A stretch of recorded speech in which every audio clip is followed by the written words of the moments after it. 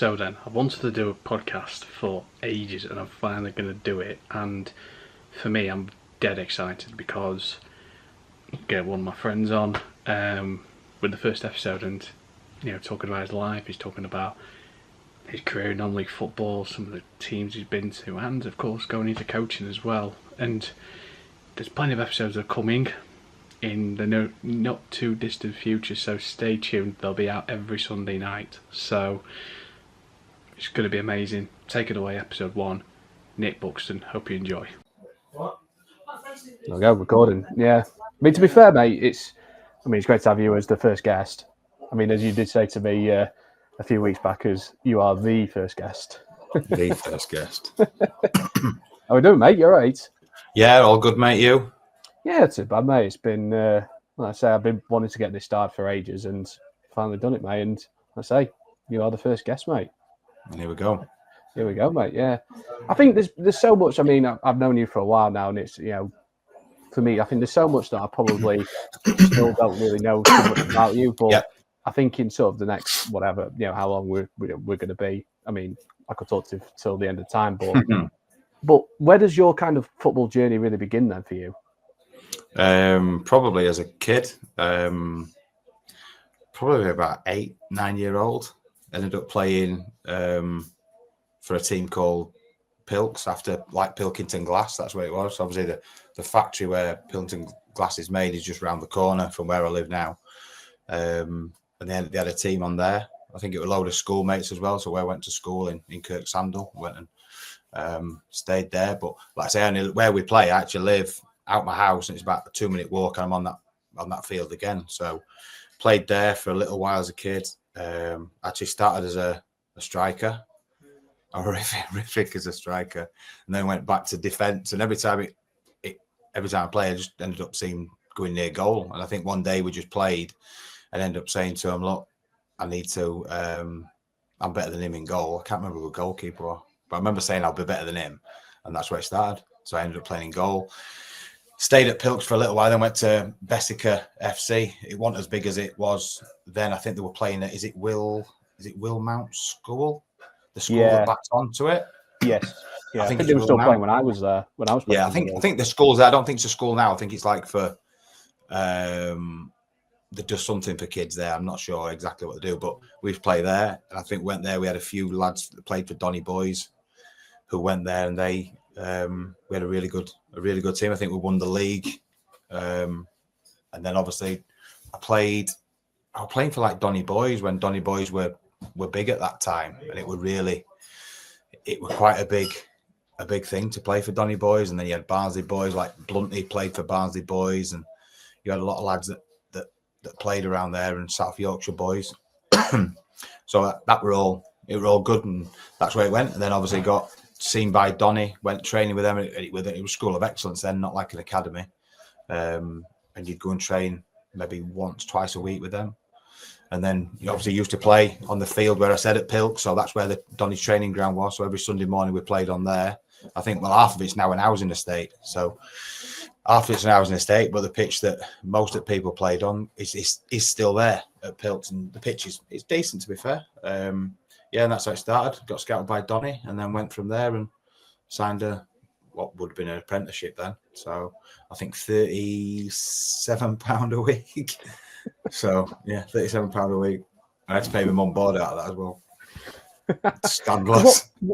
Scandalous. Now, I mean, you wouldn't think like, because it would have been, what was it, the YTS program back in the day? YTS, yeah.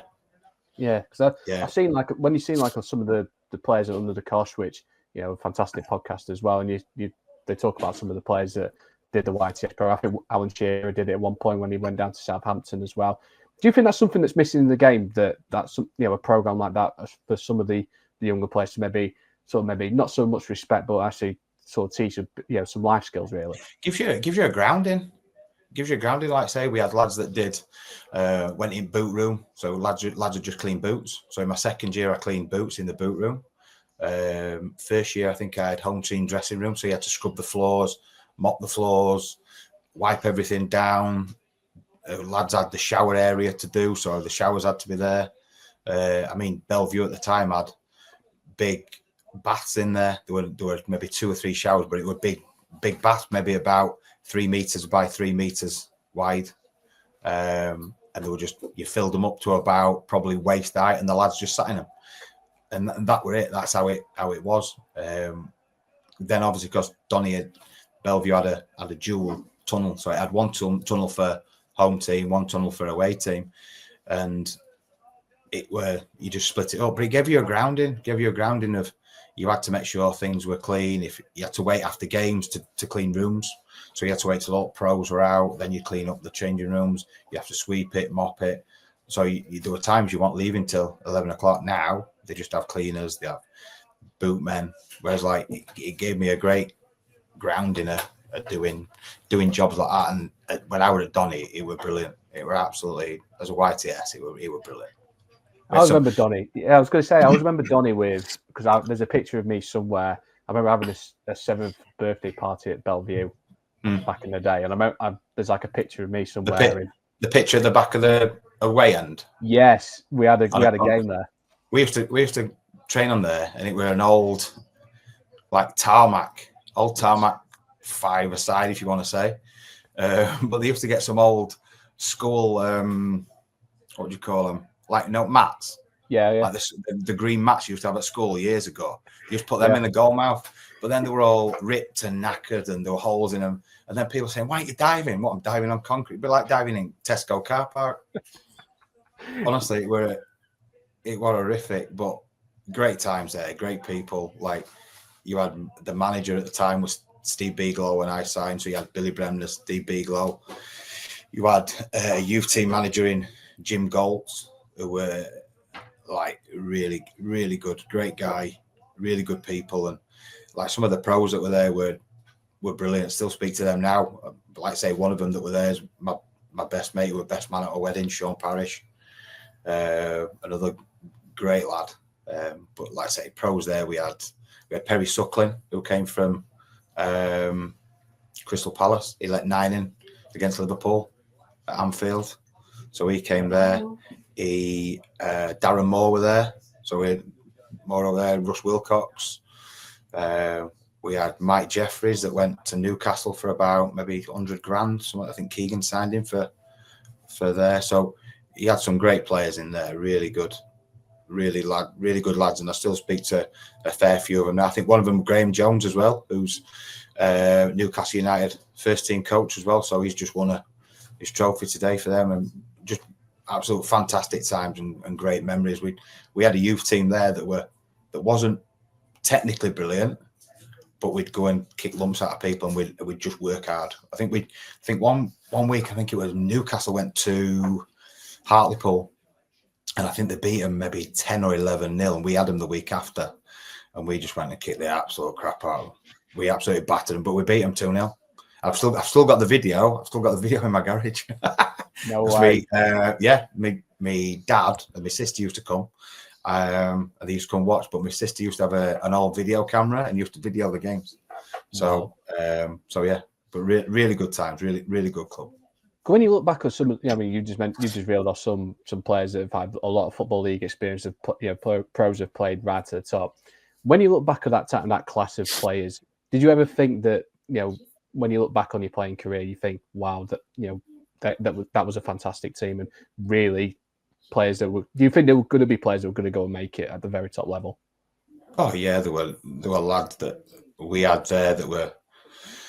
Like I say, I think there were one lad we took from Newcastle, a lad called David Roach.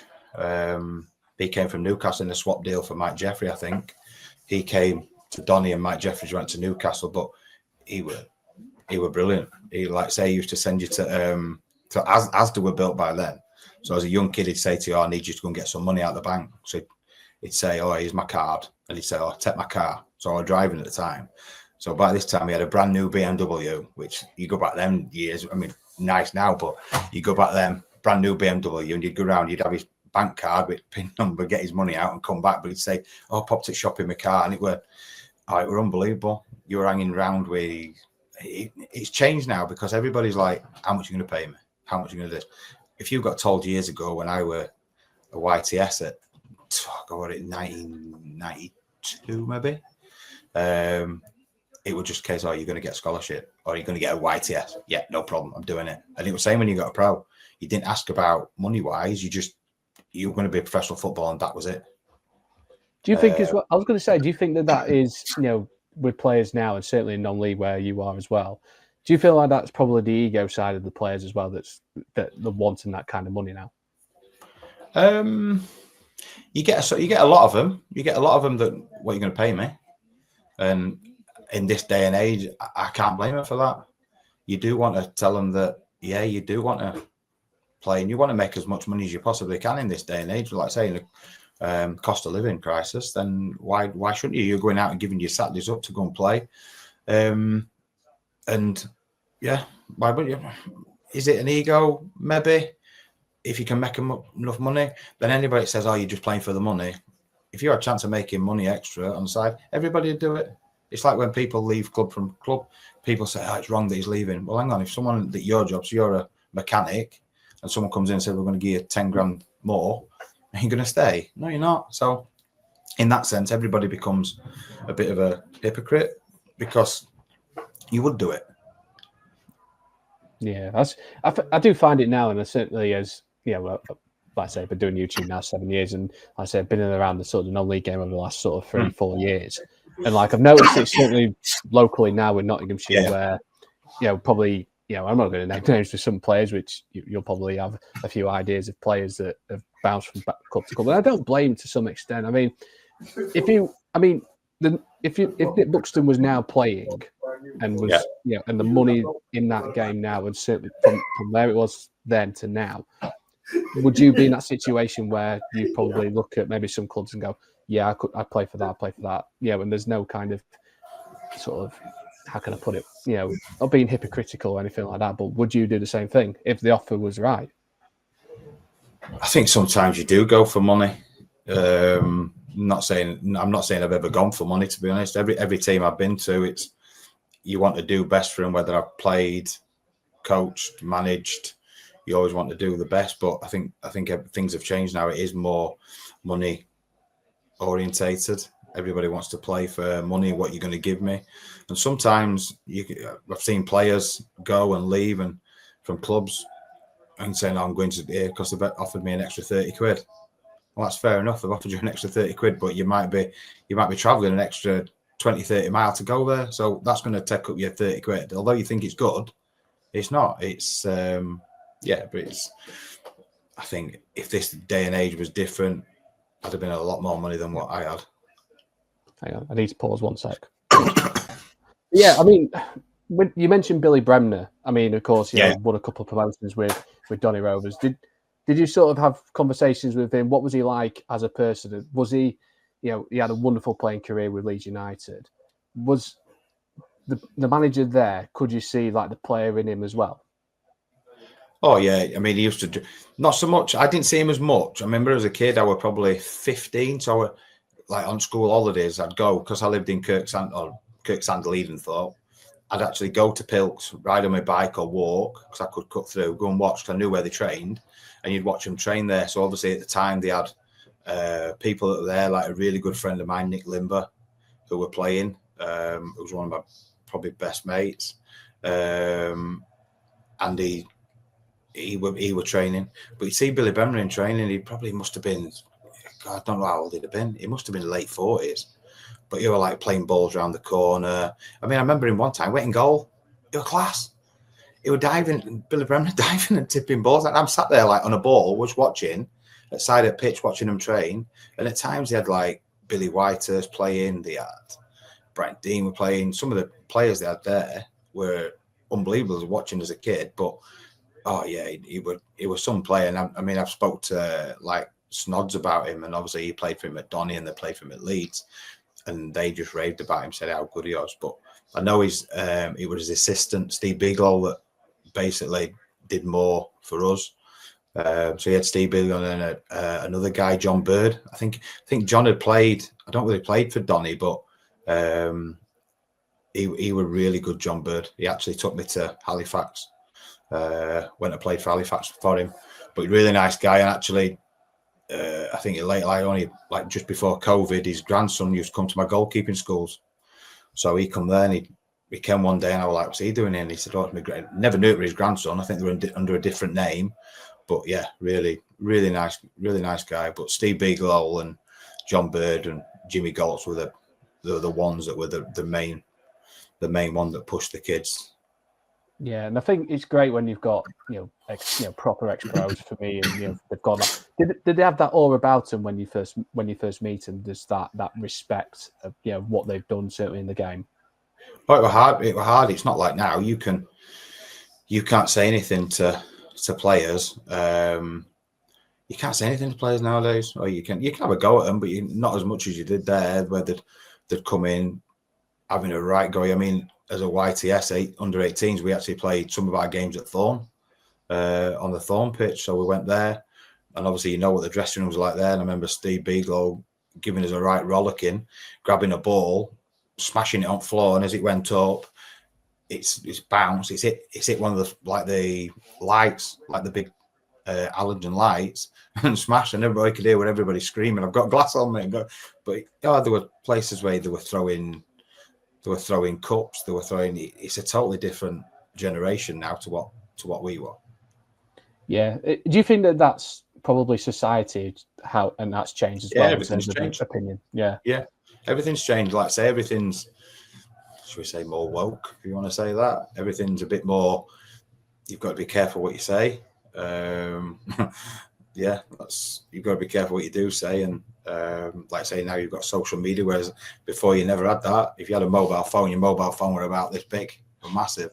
So everything's changed. But yeah, there were great times there, great club. And like I say, to actually go and play like under 18s for your hometown and for your home team were absolutely superb. Because you had some good, you had some spells at clubs such as Bury. Of course, you had spells at Halifax, of course, as you say.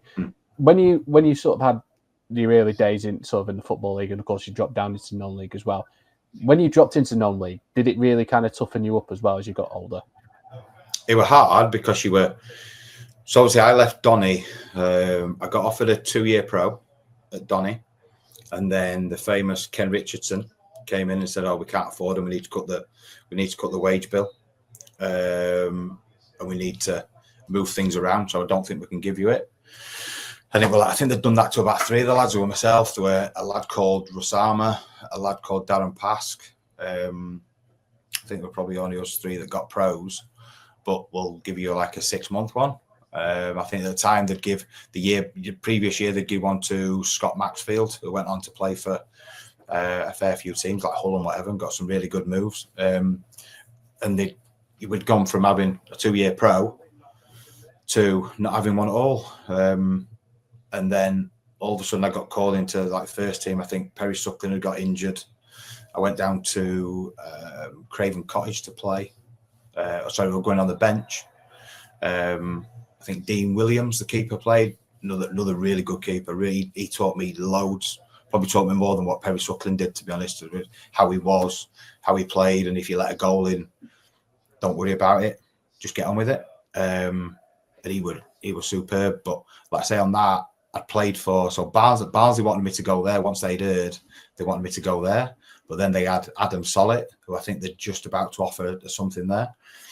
And then the other one, they wanted me. I'd been and played. I think we played Chef Wednesday on the Saturday. Played really well, and Trevor Francis asked me to go and train with Chef Wednesday. So that's when I got to know like Kevin Pressman and people like that. So went and trained with them. They wanted to sign me, but Donny won't let me go. But at the same time, Donny didn't want me to sign. So it was a bit of a catch-22. It was a bit weird. Even though they didn't want me, they wanted money from me. So it was strange because I was still under contract. And the Chef Wednesday, I think I should have gone on the Monday to train. We played away at Fulham, or on the bench. And then on the Tuesday, we played at, I think we played at Hartlepool or Darlington on the Tuesday. And Sammy Chung, who was manager at the time, he brought me to the front of the bus and said, "Oh, by the way, you meant to be going to Wednesdays, but no, we're going to sort you something out here." And then I think after that, not long after that, he got the sack. So things change. So things happen, and that's football. Football is ruthless at times, and It is. Everybody's got an opinion on football, but like I say, it's one of them things. Can you talk about Chef Wednesday then? I mean, you talk about training for them. How close were you to actually signing for Wednesday? They wanted me to sign there. There was a John Scargill, I think his name was, the other keeper, was there. So they wanted me to go. Probably trained. I think I trained 2 days, and they called me back and said, "Oh, Perry Suckling's got injured. You're gonna have to go on the bench at Fulham." So I think that you didn't stay over in them days. You sort of like travelled on the day. So we went down early morning, travelled on the bus, and even though you were part of the first team, you were still getting up, making coffees for pros, management. So you never stopped. From that minute you got on the bus, you were making coffees, you were doing this, because it had the kitchen on it. So you're making drinks all the way down to London. Then you'd have your pre-match. Then you'd go with the kit man or the physio at the time, which were Phil McLaughlin, who I still speak to. And you go down there and you put the kit out with him. So it were non-stop. But great days. I remember going to Craven Cottage. I think we won 2-0. I think Graham Jones scored and Sean Parrish got one. But at the time, you had the old barriers that were up, so a bit like before Hillsborough. Yeah. So you had them up, and I remember him scoring, him jumping on there, celebrating in front of Donny. But like a lot of my mates went to watch Donny, so I'm warming up, and my mates were behind the goal shouting. So it were brilliant, great days. But yeah, really close to signing. And like I said, I think Donny just wanted too much, and Donny won't let me go. But at the same time, Sheffield Wednesday said, "Well, no, we're not paying that for you." So it was one of them things. Yeah, I mean, like I say, does it disappoint you in a way? Looking back on your time, with Donny, didn't want him to let you go, and of course you wanted to play football as well. But was there, disappointment that you didn't break into that Donny team and didn't break into the first team? Never really had a chance, if you're honest. I think if I signed the pros, I would have, because like I say, working with someone like Dean Williams was honestly brilliant guy. You've got, I think there were Perry Suckling, then there was Andy. Can't remember. He came from Chesterfield. I can't remember his second name. But a really good guy. I think he played at Chelsea. I think he might have been at Rotherham. So you had a lot. But once they got released, I went on trial to Rotherham with Matt Clark, who were there. I think it was Archie Gemmell, who were manager at the time. Went there. Went to another couple of clubs, and then Gary Brabbin left Donny and went to Bury, and he said, "Look, they're looking for kids." So I went there to Bury under Stan Tennant. Went and trained for I think a week or so, and they just offered me a contract there. So I stayed there for a little while. I think I was there, and then John Bird came in for me at Halifax. So I wasn't playing, and then I was playing. There was a lad there that came to Donny when they were in the conference. Andy Woods, the keeper, he came. He was already there. He got injured on the Friday. I went and trained. I think Darren Hayes were already injured. I went and trained and was just training there. And then John Bird came. He dived and his neck went, and he couldn't move his neck. So I ended up playing. I think I made my debut against Southport. And it was Billy Eyre who were manager. I think he's passed away now, Billy Eyre. But like I say, there were a lad I actually played with again at Harrogate, a lad called Ian Blackstone, striker. Really good. He played. I think I kept a clean sheet. Got man at match. Got a massive bottle of Leaf from Milch, which were about £3.50. Played there against Blackie. Got man at match. My dad were watching, so my dad took me all over the country. My dad, so thankful for my dad. He took me everywhere. A bit like me with Shay at the minute. Take him all over the country and go and watch. But like I say, made my debut there, got my match, and then I think I played 2 or 3 games. But then they were coming back. They were on better money than me, and they needed to play, even though I thought I were better than them. It was one of them things. But then I'd had a couple. So Glyn Snodding had gone to Carlisle, so he was youth team manager, I think, under Mervyn Day. I think it was there. He knew Mervyn Day, and then Mick Wadsworth. So I had a chance to go to Carlisle. Then they signed one of my best mates, Paul Pettinger from Leeds. So he went there and he signed, because I always say to him, he nicked my job. So he nicked my job. And then I went, and Snods left there and went to Scarborough. So obviously I knew Snods through through a few people. And Snod said, look, I'll get you in at Scarborough. And at the time, I wasn't playing, so I was like playing for Gould for John Reid. So I wasn't playing professionally. I was just playing like a bit of non-league, but played for Gould for John Reid. Played there. I think we were top at league. We had a really good team. We had some like Jason Miller up front. We had some Slacky at the back. We had some really good players. And we were top of that league. And then I had to ring Reid and say, look, Scarborough want me to go. I think I had 3 sessions there, and they had Kevin Martin, who was keeper. I'm trying to think of the other one.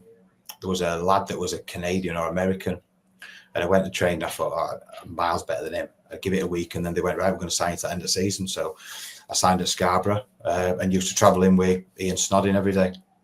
Wow. So for two years, I travelled with Snods, but a different story every day, mate, honestly. But absolute legend. And he's probably one of the best players I've ever played with, even though he'd played in like what was the Prem then. I mean, it was First Division then, but what a player. Unbelievable guy. But yeah, brilliant.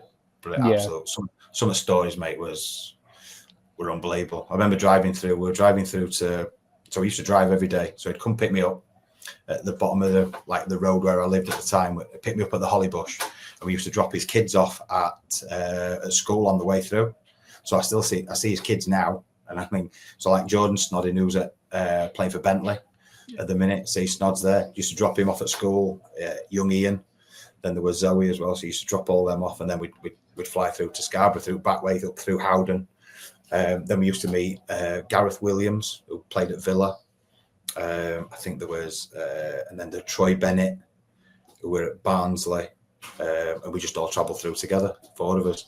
But yeah, Scarborough were brilliant, absolutely unbelievable. Like I say, we one day went through with Snods, and as we went through, we were going through, and it's quite tight as you come into Driffield, like through the back. Yeah. And we had like 20 minutes to get there, so we're like 20 minutes away from Scarborough, which was no problem. As we get here, this car's come and took his wing mirror off. So he spun it round. He said, I'm not having that. We turned around and chased this car through Driffield for about 40 minutes. I'm thinking, I could think, well, I'm going to be late. I'm going to be fined. And we're chasing this car through Driffield, honestly. It were mad.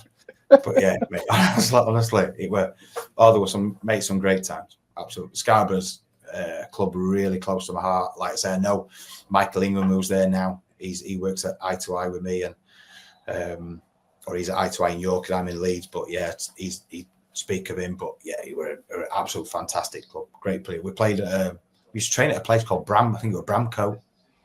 And it were like a private school, but the facilities were like way above the time, way in front of the time. They were like, I think Hungary or someone like that went and trained in one of the 1996 Euros. Yeah, would it have been 96 Euros? They actually went somewhere and then said, right, no. So they came and trained there. So they were training there at Bramco, but the facilities were absolutely second to none. But we had some great players there. Gary Bennett, the centre half, Jason Rocket, John Kay, Madison, Colin Sutherland. So I used to sit at side used to have John Kay this side and Colin Sutherland on that side. But any Drovers fans that know Colin Sutherland were absolutely at the ball. We played Colchester once. He went up for an header, broke his cheekbone, and his face were all down here. His cheekbone's all gone. And he wanted to carry on. He'd got a broken cheekbone. You were like, mate, what are you doing? But yeah, there's some great players in there. The late Neil Campbell, the striker who sadly lost his life not long ago. But yeah, we had Steve Brodie, Gareth Williams, Snods. I think a midfielder, Michael McElhatton, I think it was. He went Rushton Down. Then with like young Ben Worrell. Yeah, so like I say, some really, really good times there. Because it would have been was it conference then, or was it 4th division? No, league. Yeah. So we had a young lad coming through, Richard Jackson, that went to sign for Derby. He was only 17, 18. Then there were Paul Stancliffe, his son John. He was one of my boot boys. So yeah, another good guy, and I think he's involved in non-league football now. But obviously, I worked with his dad at Donny as well, I was doing keepers for youth team.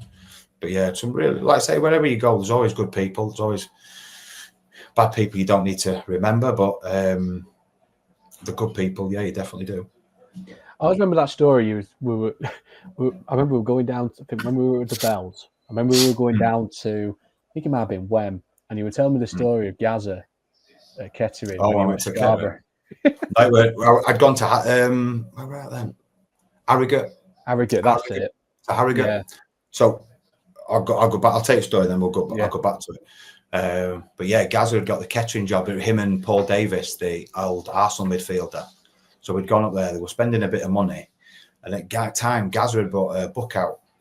So all the lads had got the books in the bags, but didn't want to ask John Reid or Mark Atkins, can we get these signed? Because Gaza want to get them signed. So all the lads, so we went and warmed up, not seeing Gaza at all. He didn't come out to take warm up. Paul Davis did all the work, and then we're in the where were we? We're in the changing room. So we've gone back in to get changed, and about 5 minutes before, we're already stood up. Reedy's done his team talk. We're ready to go out, and door just bursts open, and Gaza comes in, and he goes, "Sorry, lads, I need a piss." And he just walks in changing rooms. Walks up, like everybody stood there right in a circle, and Gaza just walks through like that. Goes to the toilet, has a wee, and just walks back out. And all lads are like that. It's Gaza. Honestly, but at the time it was horrible because he could see we're drinking heavy. He'd got a suit that were maybe 2-3 sizes too big for him. I mean, when we were in the tunnel, he walked in between the tunnel and hit every person as he went down the tunnel, every side of it. But he was just on the sideline. But I think someone put a ball out, kicked a ball, and he just brought it down like we had touch, even though he'd have been leathered. And I think I can't remember we beat him. But like I say, after the game, so like before, I think Reedy said, do not ask him for anything. Baba, he's a manager, whatever. He's an opposition, right? Okay. Well, after the game, he comes in. He said to Reedy, he said, "Oh, anybody want whiskey? I need to have a drink with your manager." He came in with a tumbler about that big, full to the brim, full. And he went to Reedy. Reedy liked a whiskey, and he went, "I can't drink that." Gaz went, "Yeah, no problem." Bang, and did it straight there. It was like, wow. But then all the lads were like, "Can you sign this?" But mate, it was brilliant. Just to see him. But it was a shame at the time because when you see clips of him now, and like kids these days won't remember Paul Gascoigne. But oh god, what a genius! I remember seeing him at Donny. I think it was the first time I'd ever seen a Rabona in a charity game. He actually did. I think Mark Samways played in goal, and he did a Rabona. Just unbelievable. Yeah, unbelievable talent. I was going to say, because I mean, again, I was a bit too young before to see Gaza in his prime, but like I always remember my dad talking about Gaza, certainly Italia 90, and how good he was. Unbelievable, mate. I mean, nowadays, what would he be sort of like if you were trying to compare Gaza to sort of a modern day player? Who do you think would be that kind of player for him? I don't think there's anybody can compare to him. He was just so good, but he didn't look like a footballer. And even if you listen to you listen to things he's been on, like podcasts or shows or whatever, like Jack Charlton. I think it was Jack Charlton that had him there first, and he actually said that, look, you're not going to be a footballer. And he kept calling him fat. You're not going to be a footballer, fight. So go and have whatever you want. But this kid were absolutely, oh god, he were unbelievable, absolutely unbelievable. When you saw him, if anybody wants to go and watch what Paul Gascoigne did as a player, I'm sure there's something on YouTube about him or films about him but mad as an atter. But oh mate, but what a player. Yeah. But I don't know you'd class him to. He wasn't like a Steven Gerrard or a Frank Lampard. He was just so technically brilliant, just like absolute genius. I don't think there's anybody that he's like in the present day or in the last 10 years. Of course, he played for Newcastle as well, because you are a Newcastle supporter as well. Of course, you've been happy one today. Happy one today.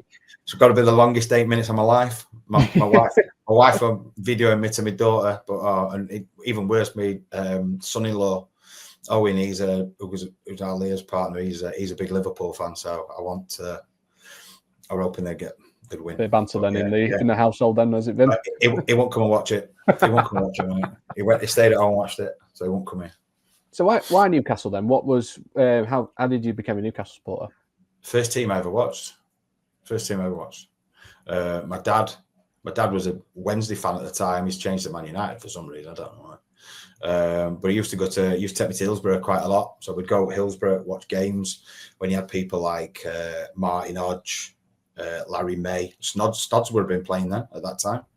Glyn with his mullet. And then you had people like years after, you had like Chris Waddle, John Arts, Kevin Pressman, Chris Woods. So it was a really good team. So I used to go and watch. But the first ever game I went to watch was Sheffield Wednesday Newcastle. Newcastle played in a grey kit, in an old all grey kit. And I remember they scored, and I stood up cheering, thinking it were Sheffield Wednesday. And that were it. That was our first ever game I watched. And ever since then, like I say, as a kid, I had a couple of Liverpool kits and Leeds kits, but I think that's just how it was. But like I say, ever since, it's always been, like I say, Newcastle. Then went more and more when Keegan got involved, and it were just great times. So close to winning the Premiership, and then losing out to people on maybe on last days and stuff like that. But yeah, that's where Newcastle. When you look at that, I was going to say with that Newcastle team that almost won the league in '96. Do you think there was some brilliant players? I mean, Ginola, Les Ferdinand, Beardsley. There's some great players at Rob Lee as well. Do you think there was probably a sense of naivety? How they went about their business. Yeah, I think they were they 12 points clear? Yeah, and they just couldn't win a game. And I think Keegan had it in his head that they were going to go and attack. If you got 3, we were going to get 4.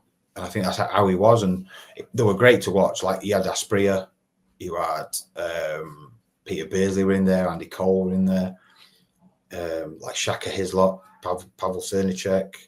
So they had some great, like Darren Peacock at the back. They had some great players. Really good team, but really good to watch as well. And I think it's a bit like the team now. Eddie Howe's got them playing, and when they do attack, the front 5, the front 6 are really, really entertaining. And like I say, I listen to Blunty, and he always says football's an entertainment business, so go and entertain. And when you do that, people will come back and watch you.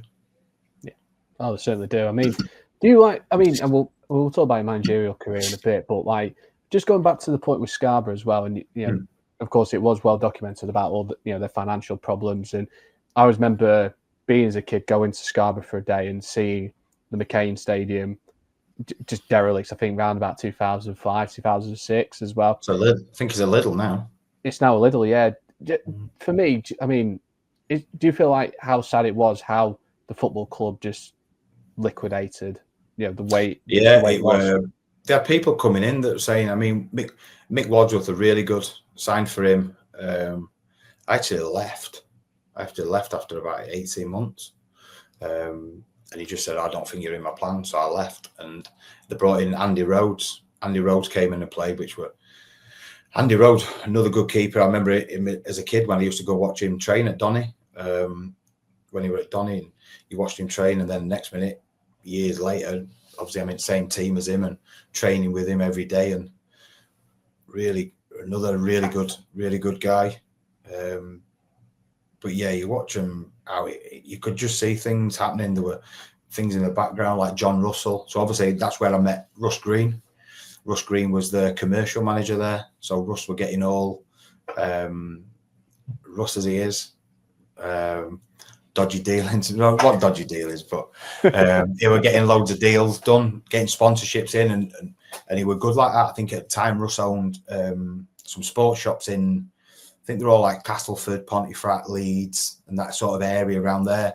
And he used to have these sports, I think it was Jack Green Sports, I think it was called. So you'd go and see Russ, and Russ would get you a pair of boots and gloves or what, tracksuits, whatever. So I think I'm getting loads of like stuff for like Neil Redfern as well at Barnsley, because they had a big connection with Barnsley. So yeah, that's the first time I ever met Russ there. So known Russ a long time, but there were some good people. But then you had like John Russell, you knew things were coming on top. They had Anton Johnson, I think, were coming in saying they were going to be a millionaire. He were bringing this in, he were bringing that in, and you were just like the older pros like Snods, Gary Bennett, and John Kay were saying this isn't right. This, and they were.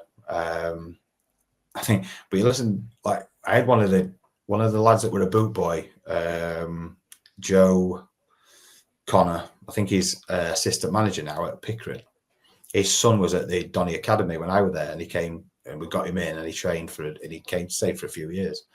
And he always said, "Oh yeah, we're boot boy." But he say when they were at turnstiles, so they had the youth team doing the turnstiles. So it used to be 2 for the club, 1 for the. So all the boys were getting 2, like £5 or £10 for them, and then a £10 in the pocket. Some of the lads were walking away with a couple of £100.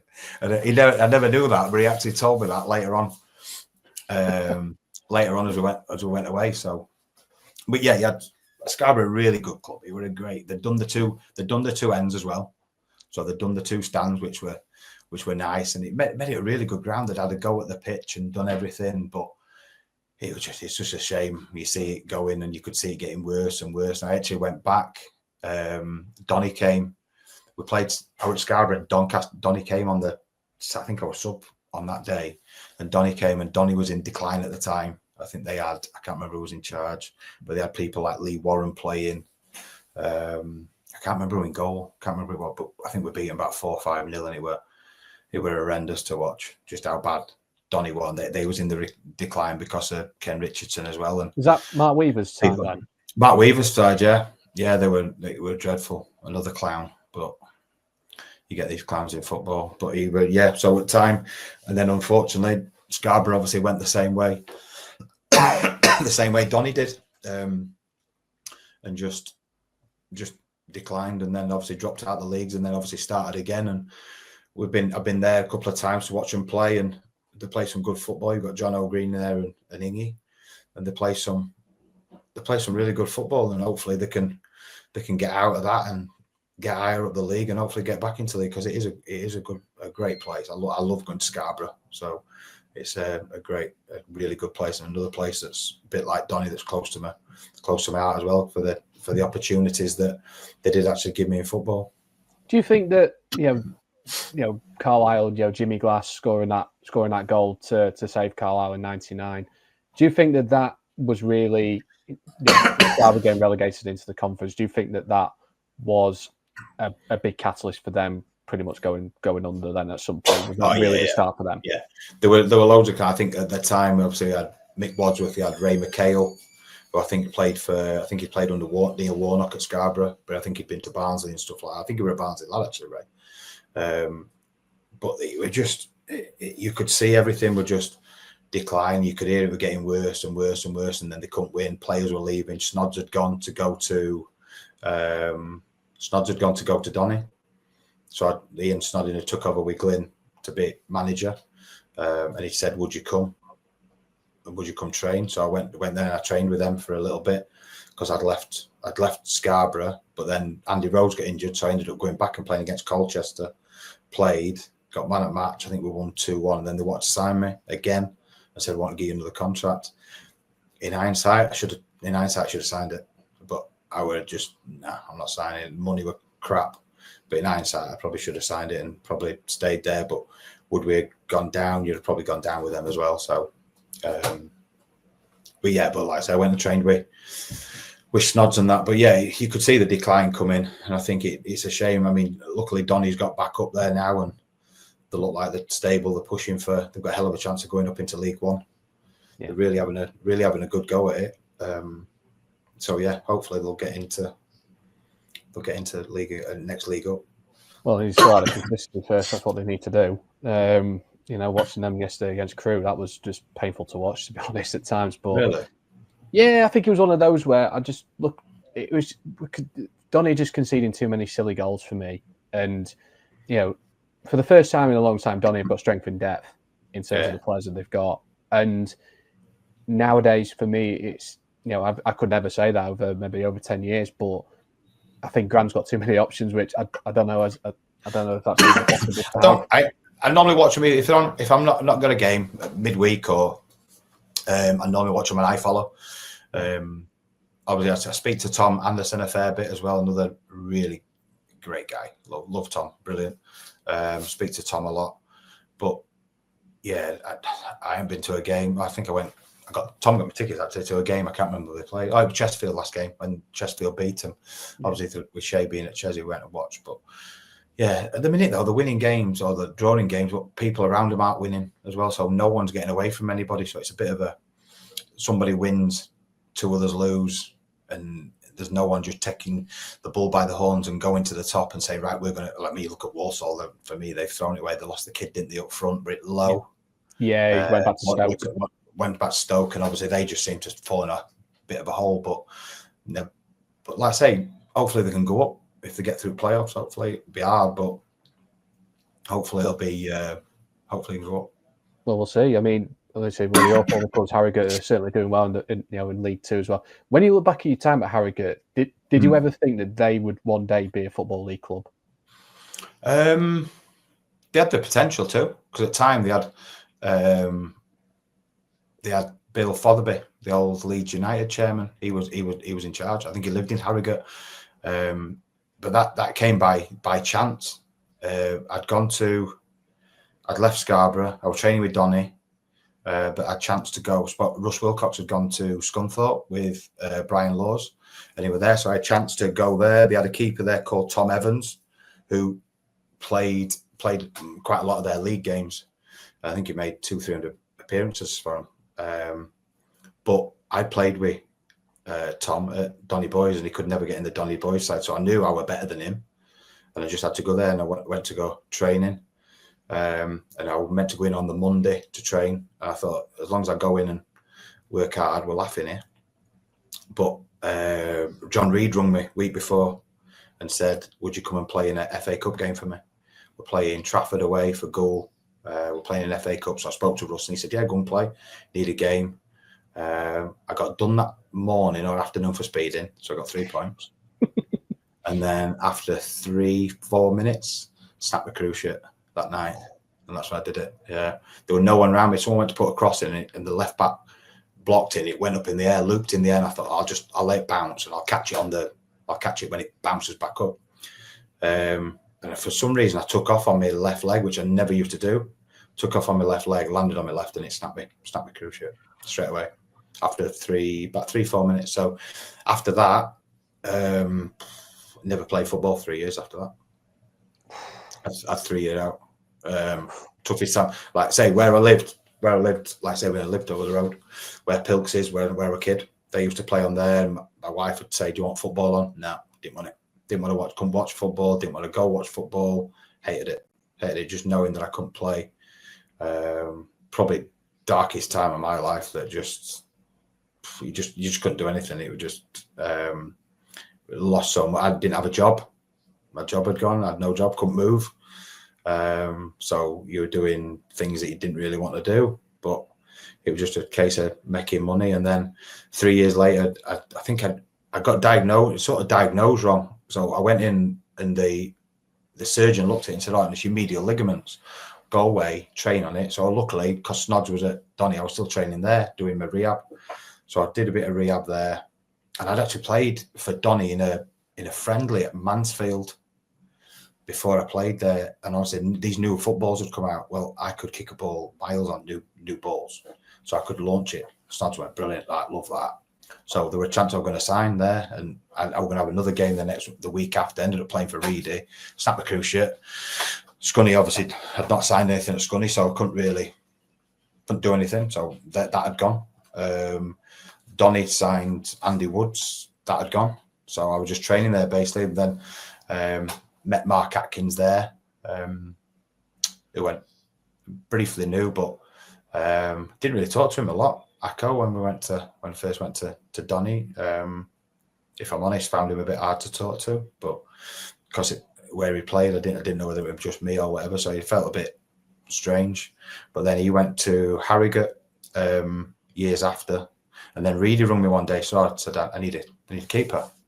I've signed Paul Pettinger, so the one that took my job at Carlisle. So he said, I need a keeper to back him up. Do you want to come? And I was like, "Nah, Reedy, I've not played 3 years. I've not done it. I don't want to play. I don't want to be involved in football. I don't want to do it." He said, "Look, just come and play. Just come and train with us. See how you feel." And he said, "You know Pets, and you know some lads." So obviously there were a few lads that were there, like from Donny, like Mark Smith I'd played with. I can't try to think who else were there. But we had Harrogate were a really, really good team. Really good team. I think when I got there were Bill Fotherby were there. Mark Atkins were assistant. John Reid were manager. and he got some really good players. And we got Lee Morris in. Lee Morris came as a striker. He came. I think he played. He came for money, but I think he only played 2 or 3 games. Then he broke his ankle, or his ankle ligaments went. So that were him done for the season. We had a couple of lads. Paul Shepherd, who came from Leeds. Quite a lot of lads went from Leeds. I think Dominic Creef. He played, but I won't Google him because you'd be surprised if you Google him. He's on a register. But yeah, we had some great players. Mark Barnard, he were there. Mark Aaron, centre half. So yeah, I went and trained on the Tuesday.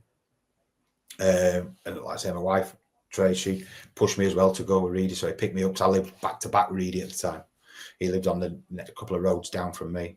So he picked me up, took me through, and he said, "Oh, you'll be all right." And I was like, "I'm not really bothered." I went and trained, and I got the bug back within about 20 minutes. A new pet's got on like a house on fire, and ended up signing for Harrogate. And I think I was there 2 years, maybe 3 years, something like that. But yeah, they had great ambitions to go up. Fotherby wanted the best. I mean, we used to have David Batty used to come and train. So he'd have some old Leeds lads come and train because that's what he wanted. He had that connection with Leeds when he was old, when he was Leeds United chairman. So yeah, we had some really good players come in there. You had like Colin Hunter had come, who played local. James Turley, a little winger. We had some great. Grant Black played. He played in there. But Mark Barnard, you had a really good team in there. Mark Atkins played midfield at the time, and again, Acco will be one of them players that's one at best I've played with. Him and Snods, I would say, 2 midfielders, but totally different players how they played. But yeah, you can't. Another one, Acco, absolutely brilliant. Love Acco to bits. So, but yeah, they definitely had chances, but I never thought they'd go this high. Obviously, they had the money injection through Simon Weaver's dad and stuff like that, and they've gone through there and then got up, and fair play to them. What they're doing now, they're holding their own in second division. Yeah, to be fair, I remember first time I ever saw Harrogate was seeing them away at Tamworth in National League North. It would have been 2018 then, and they had Jamie McCoon was playing for them then. Yeah.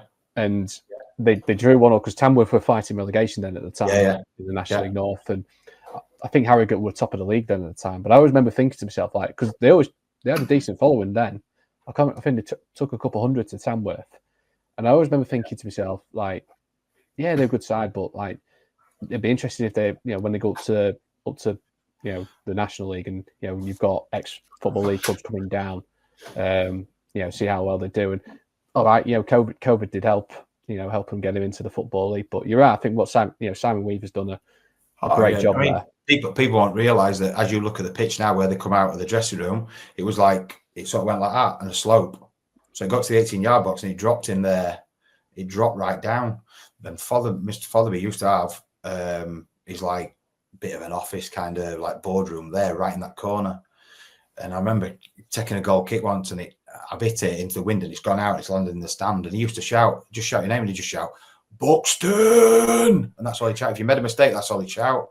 And you were like, "Oh my God, what's he shouting at?" But he used to look like Bricktop, from what's the film with Vinnie Jones in?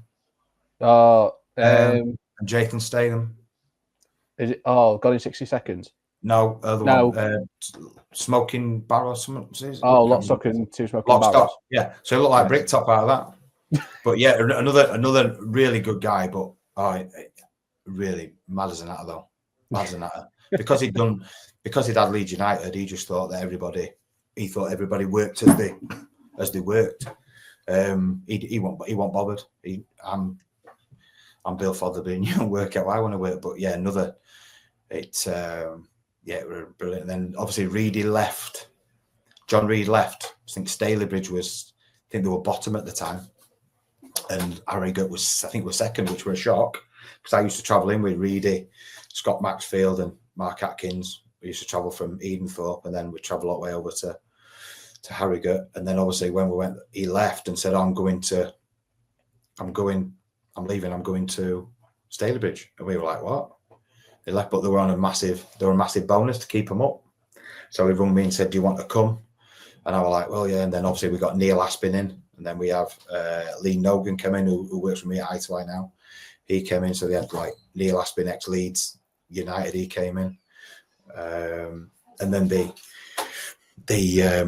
got him in, but Reedy left, and I went and watched Stalybridge one night, and Reedy wanted me to go, and there was a keeper there called Craig Doots, and I think Grant Black had left. He'd left Harrogate to go and play for there, and I think in the end I said, no, I'm not going to bother. So I ended up staying at Harrogate that year.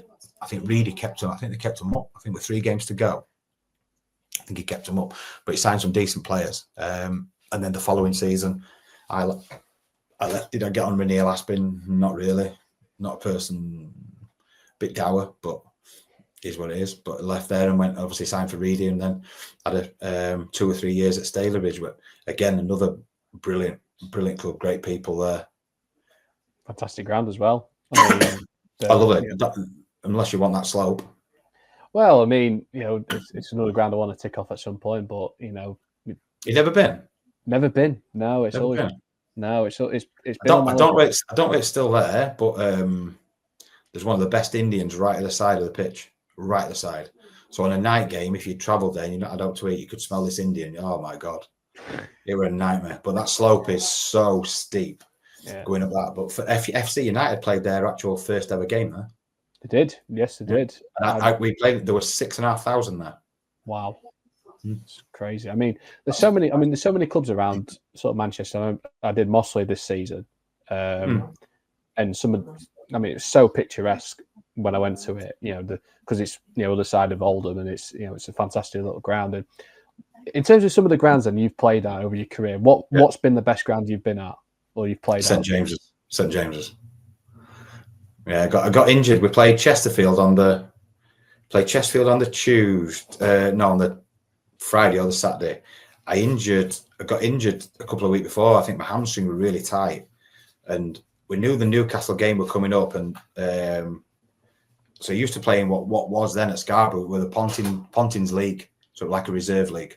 So if you had pros in there that wasn't playing with the first team, they dropped down to the reserves, but then you had the youth team and the YTS. If they were good enough, they'd come in and make the team up. So you always played, but you played on league grounds.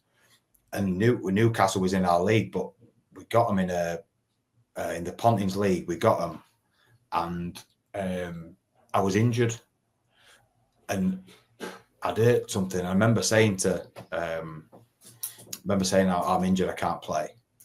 And Mick Wadsworth said, I need you to play. I said, Gaffer, I can't. I said, I'm injured. And he went, I need you to play. I went, no. And they played somewhere in Durham. It was horrendous, this pitch they played on. And he went, they're playing at St James's Park. I went, I'm there, Gaffer. I'm bang at it. And so we played. So at the time, obviously, my 2 kids, Stacey and Ollie, they were young kids then. So we didn't have Shay and Leah at the time. So my dad came up, drove up, and we played at St James's Park, and their team was unbelievable. So we went there. I think I was the oldest at maybe 23, 24, something like that. We had 18-year-olds there. I think we had a young lad, Chris Tate, who were up front, who'd come from York, that went on to play for Leyton Orient. Neil Campbell played. I think Richard Jackson played. So we're all round about 18. Their team was. So I went and I think I was captain, and we went and did the handshake and whatever. And Stuart Pearce were playing. So their team was Steve Harper, Stuart Pearce, Steve Howie, Aaron Hughes, Tamori Kitspire played, John Barnes played on the wing, Ian Rush played up front. They had an unbelievable team. But after what would it be? About 15 minutes in, balls come through, and I've gone for keepers, and Ian Rush has just come out and absolutely leathered me. I couldn't move.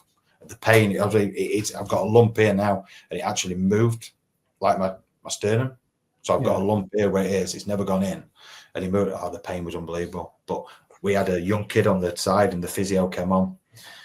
John Murray, the physio, he came on and said, can you carry on? I went, mate, I'm not coming off here. I think there was 15,000 there for a reserve game.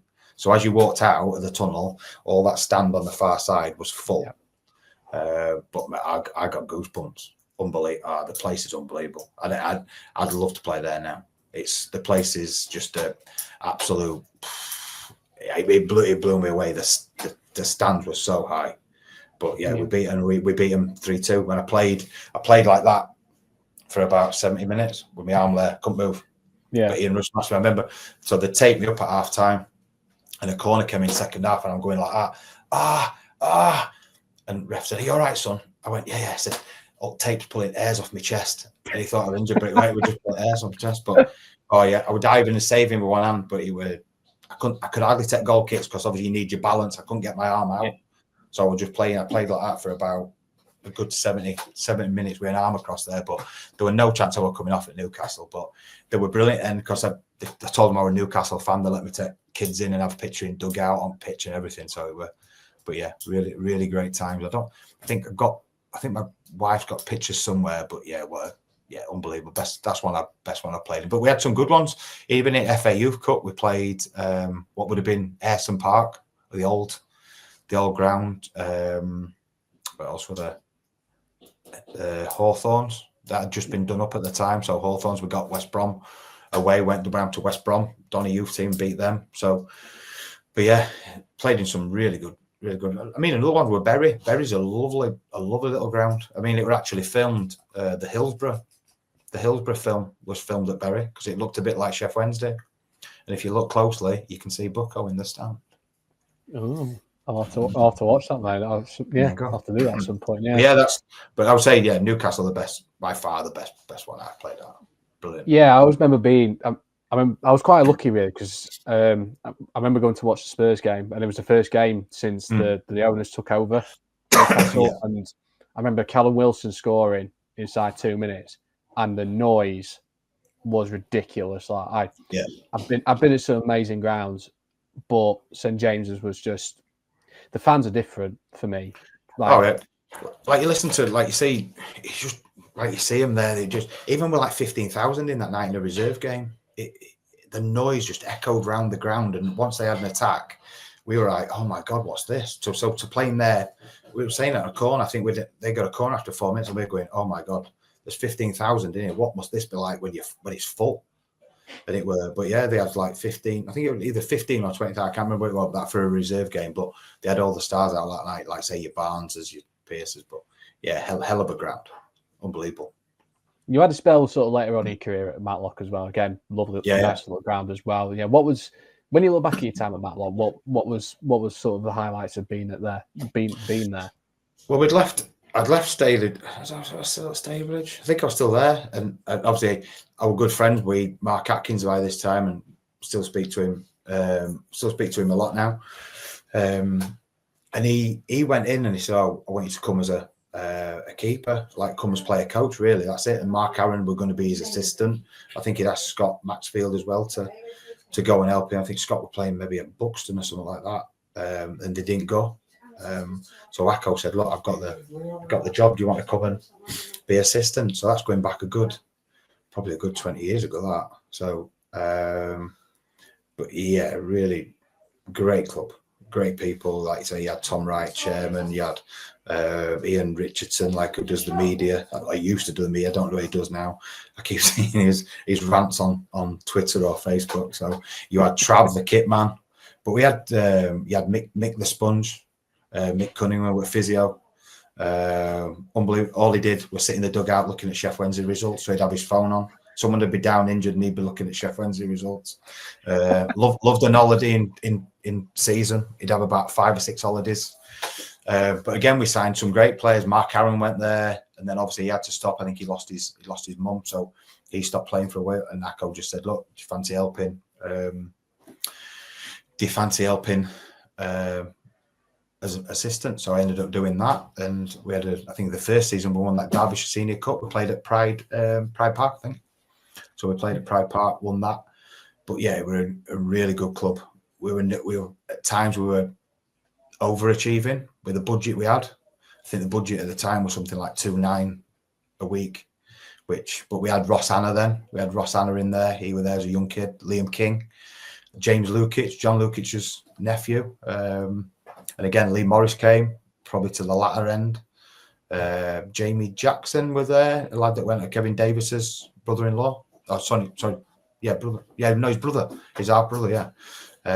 But yeah, we had some great players. Really good team, but really good club. I mean, when we went there were that new stand wasn't there. It was a battered old shed.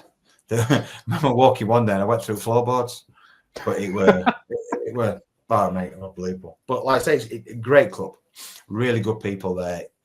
I don't know what it's like now. If he's in charge, I've heard that Hilton's in charge. Then it's only going one way. Which is a bit of a shame. But I think we were there 6 years, and every year we had a really good run in the FA Cup, so we got money in. But as soon as you came out of the FA Cup, it was like, right, okay, your budget's dropping from that to that. We're cutting the money. So then you had to, right, okay, we had to get rid of players. So I think we had Lee Ellington. We'd had Staley Bridge as a player. We got him in, score goals. Didn't really happen for him. But we had some great players there. Really good times. I mean, the most bizarre story of Matlock is we're playing Whitby away. So we've left early morning. So we met the bus on the M1, on the A1. You know, at Warmsworth, we used to park up there, and the bus would come up Slip Road. We'd jump on, straight down. So we start driving. So I get on the bus. Why are we leaving this early? We'd left at something like 9 in the morning. I'm like, we're going to Whitby. Why are we leaving this early? We're going to be there hours. Oh, no, we're going to stop off somewhere. So I thought, all right, fair enough. Which must be stopping off somewhere that. So we're in the middle of countryside, nowhere. And I'm thinking, where are we here? We're not even on a motorway. Do you know where we ended up? Come on. You know the film set of Heartbeat? Went to Heartbeat in middle of the day. Team bus pulls up, says, right, we're stopping here. I said, Taco, we're in Heartbeat. What are we doing here? I said, what we're looking for? Claude Greengrass. Honestly, and we've got directors. So at the time, we had players at the back. Me and Akko would maybe sit in the middle, and then they'd have fans and that'd get on the bus or pay for a bit of. They'd pay to get on the bus, and you had another guy. I think he passed away. Not really, Geordie. Geordie, like absolutely brilliant. You had John Lawton, I think his name is.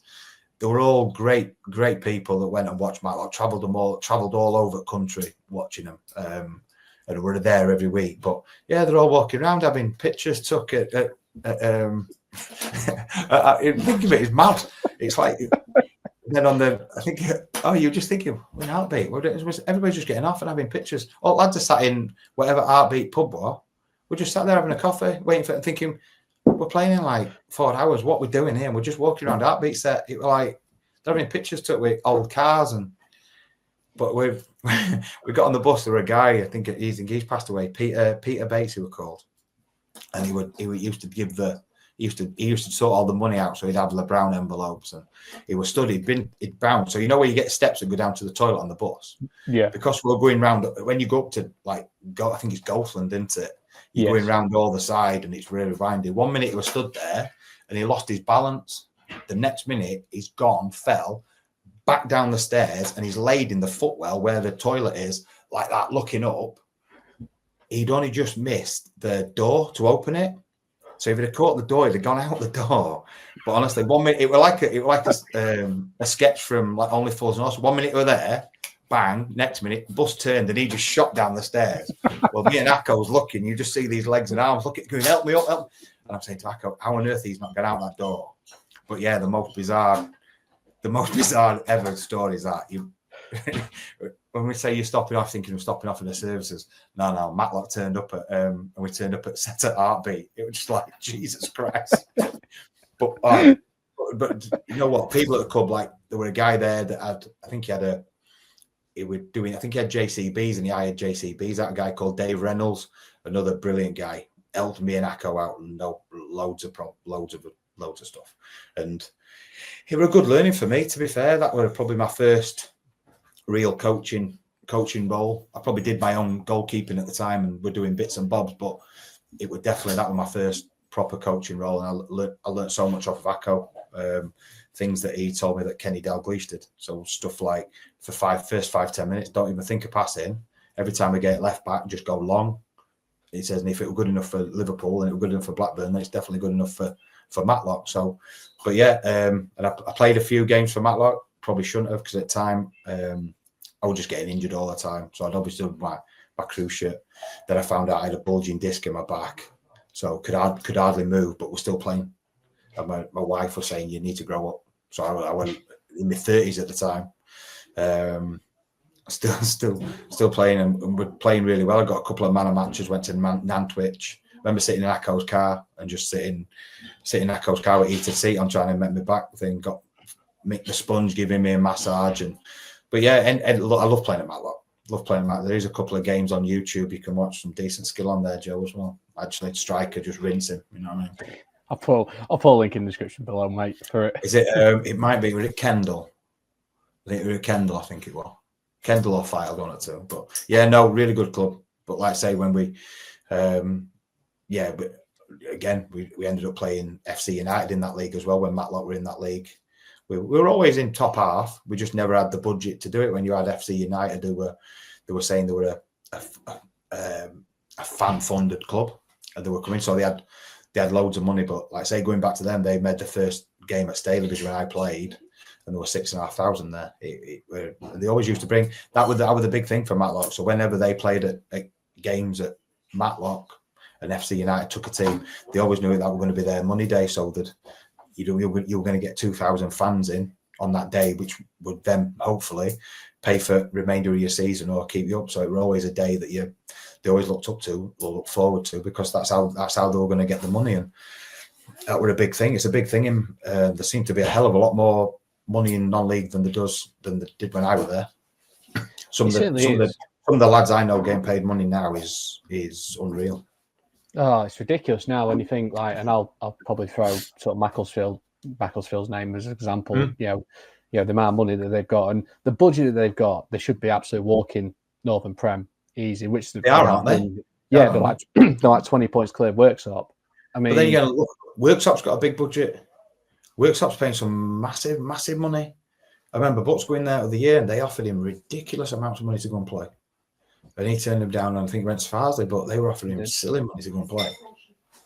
Yeah, because I remember having a conversation with Butts actually, not the time when he was looking at clubs, and I thought through through names like Worksop, Gainsborough, and I asked him, I said, how far would you actually drop down the leagues? And I think he got offered Farsley, but the coach, being like player coach there, a bit like the sort of thing that it were with Russ Wilcox as well, so yeah, plus you knew him, so. Well, exactly. Yeah, 100%. I mean, when you talk about your coaching as well, and you talk about your player coaching, which of course you did very well at Matlock. Did you ever want to go into being the main manager at a football club? I thought of it, but never really pushed myself for it. Like I say, I left Matlock and went into got a chance through Ben Mawson, took me to Doncaster Academy. So help me get through your badges, whereas your badges are quite. I'm a bit like Mark White at the minute on his sort of thing of it. The badges are a gimmick. Like he says, you need someone to tell you what you can be. When, like he says, you're not as if you're driving a bus, so you don't need a license to do it. You're coaching football. And you look at someone like him who's come through and got no badges whatsoever, but I've heard people speak about him, say he's absolutely different class. And you listen to him, how he speaks, and really good. But to take a club like he's done from 25 years ago, to take him from a Sunday morning side to a southern, is it a Southern Prem or Southern North? Conference, National League South now. National League South, so yeah. I mean, but then you do your badges. It's probably being a bit harsh, but it is a money making thing. For £4,000 for your A license, it's crazy. It's crazy. Yeah, you go abroad, you can do it for maybe in Germany, I think it's 1,000. So everything's just so expensive through the FA. Even like people wanting to get on you can do your level 1 or whatever they are. Is it a level D or level C these days? You can probably do them for about 180 quid, but then your next one's up to about 300-400, maybe 600 quid, and then your B license goes up to about 1,800, 2,000, and then your A license that, and then you look at your pro license, which you have to get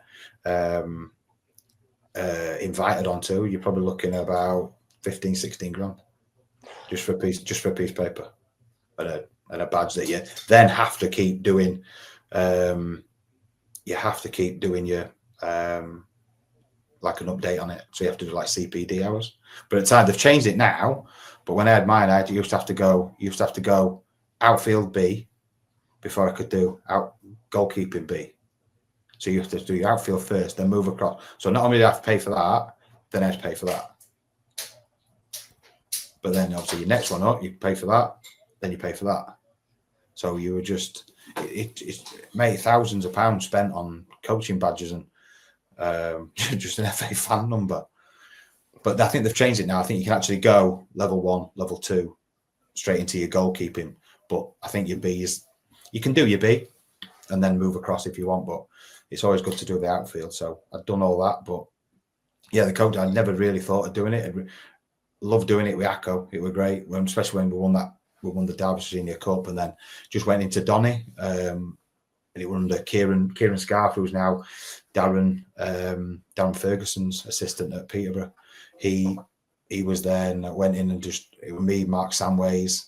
We were doing the keepers there, and I think I was there 8 years maybe at Donny, in the building, doing the academy, and it was great, mate. I had some great lads come through, like Ben Andrucci, who's playing for Bolton. I think he's just gone along to Darlington or Gateshead, somewhere like that. But then you had like lads coming through now who we see, like young Sam Brown, who's at Donny. He was same age as Arshay, he's one of his mates, and you see them, like I say, a lot of good lads there, and keepers I worked with when we were there in youth team came through with Louis Walsh. Is it Louis? No, what's his name? Louis Jones, not Louis Walsh. Okay. Well, I mean Louis Walsh in goal. Wow. I was just thinking. I just looked at someone popped on my phone and said Louis Walsh. So we had Louis Jones, we had Ben Bottomley, who were the other one, and then Jake Oram brought Jake Oram in. Jake had been released by Rotherham, saying he wasn't big enough, and a friend of mine, Grant Morrow, who used to play for Donny. He actually rung me and said, I've got this kid, blah, blah, and he came and trained, and he come down to my goalkeeping school where I did it at a deaf college. And he came and trained. And I remember going back to Donny and saying, look, you need to have a look at this kid. He's better than what we have got. We've got 2 keepers here already signed, but this kid's very good. And lo and behold, he's got a pro now, and he's played some really good games, been at Matlock on loan. I think he's been at Liversidge, but probably by all accounts, from what I've heard from people, has done really, really well. But yeah, another great kid, great family as well. So, like I say, it's great to work with kids when they're coming through. But then obviously got the chance of doing, so obviously worked with Butts through academy, then obviously got a chance to go into doing Doncaster Bells. Yeah, and for me, I mean, that was a night. Do you remember? I was going to say, do you remember the first time we met at Donny Bells? How could you ever forget, mate? So, how could you ever forget you? Well, this was it. You're too kind. I mean, I remember the first time I just finished my masters, and I was looking for a media job, and I remember talking to, I think it was Hayley Ford, who was part of the setup, and I remember talking, because originally I was going to go work at the academy, and then they said, "Oh, would you like to be part of the Bells?" I thought, "Yeah, I'd like to. Yeah, that'd be great." And I remember turning up at Cantley Park. I remember you turning up in your Sky van. And I remember introducing myself, because I was quite nervous, to be fair, at the time, because I was meeting Butts and meeting up players, and I was like, "Oh, hi, I'm Joe. I'm going to be the new media guy at Bells." I mean, that time, being nearly 3 years at Bells, I still say it, and I say it to my family, like some of the best times I worked at with football, because there was just so many good, going to different grounds, playing the games, and of course it's a lot different to non-league and to league as well. But when you look back at your time at Bells, what sort of the thoughts, and I mean, when you actually sum up some of the games as well, and actually what you did on really a zero budget, it's quite remarkable. Oh yeah, well, I mean, I remember Butts ringing me. I was working in Bentley, and I had a missed call off him. And obviously, I'd seen every time we trained I was there at Donny on a Monday, Tuesday, Wednesday, Thursday, I had Friday off, and then Saturday, Sunday at Donny. So I was in there most days, and seen Russ coming out a couple of times and spoke to him. I said, "What are you doing?" He said, I'm in the Bells, and I'm Bells CEO.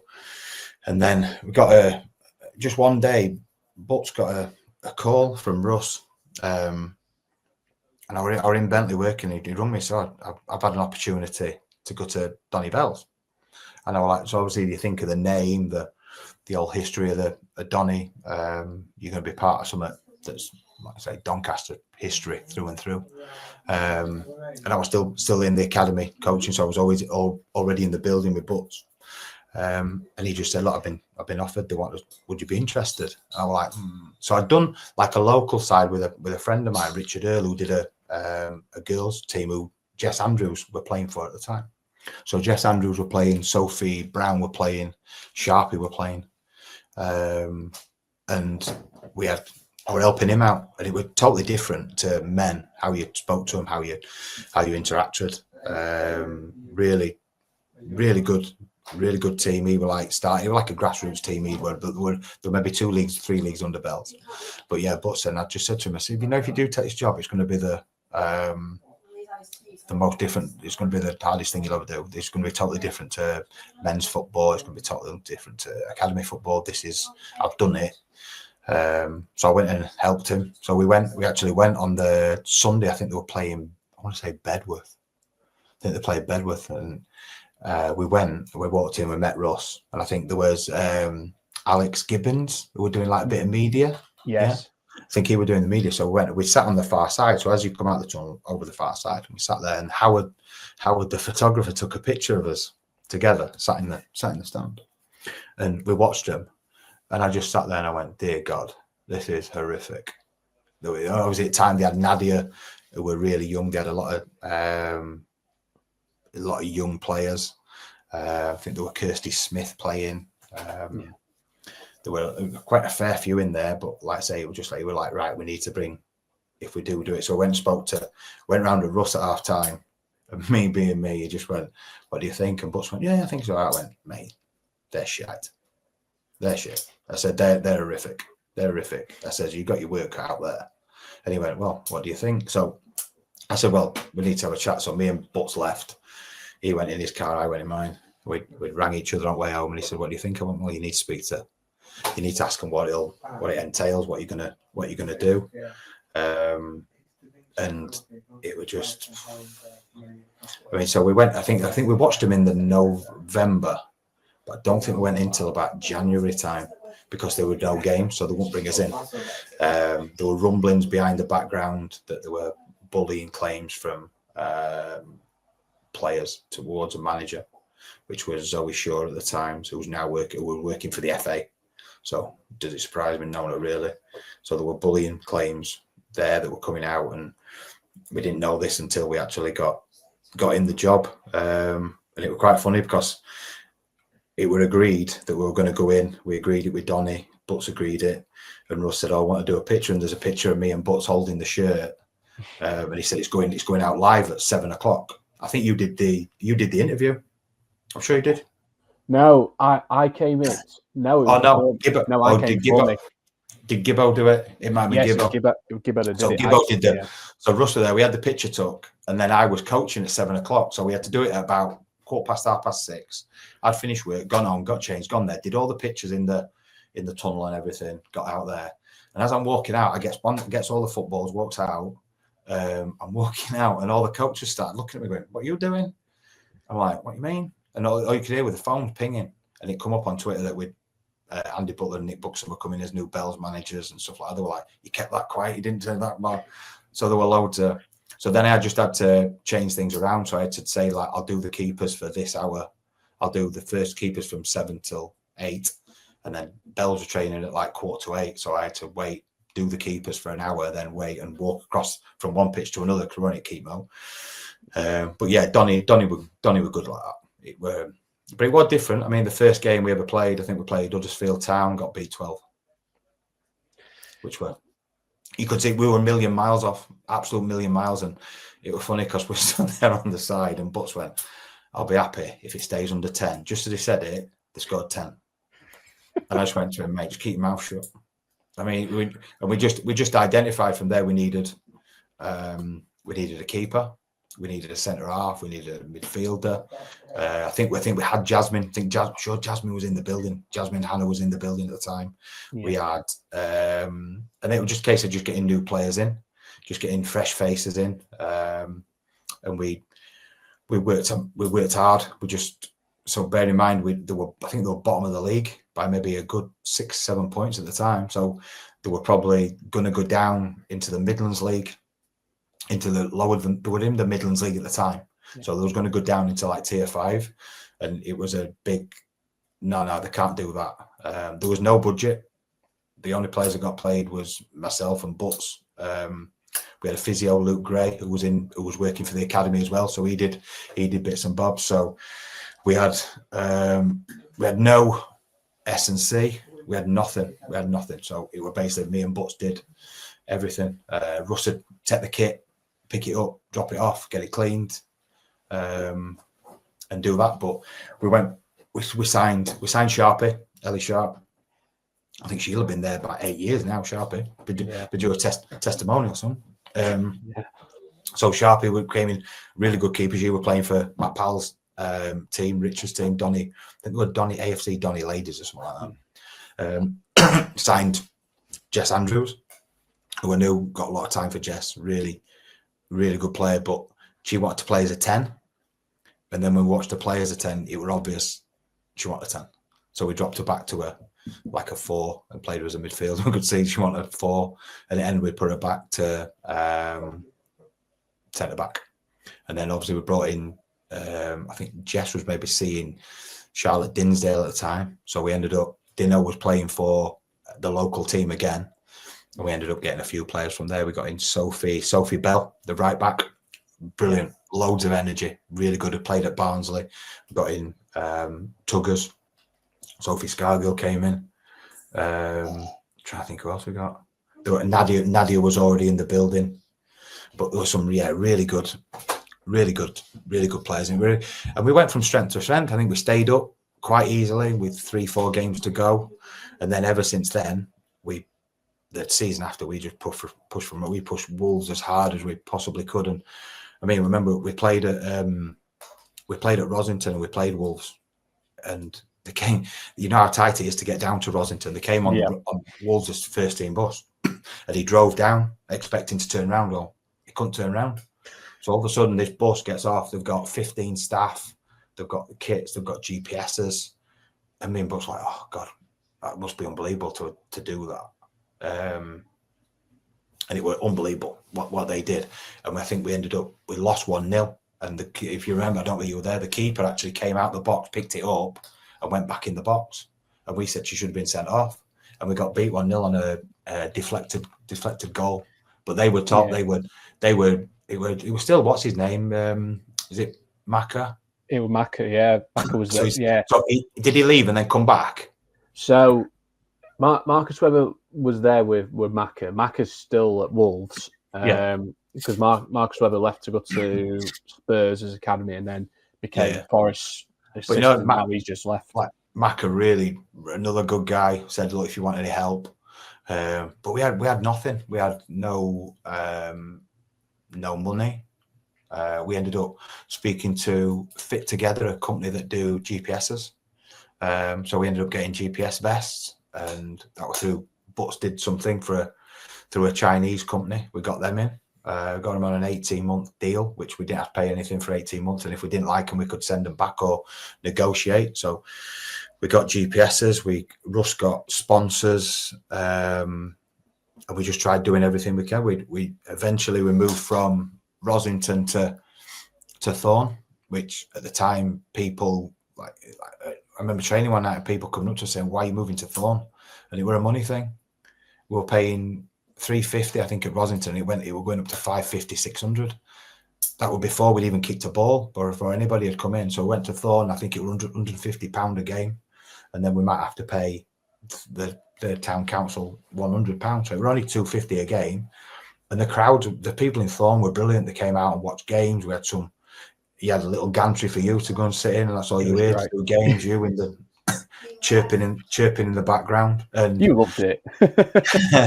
So you had Duke chirping in the background. But we're brilliant. I mean, we went there, and I think first 3 games we had like just short of 400 people watching. Yeah. The drink sales. Russell went to wholesalers to buy cans of booze, and they were all going. We had a guy come in and did food.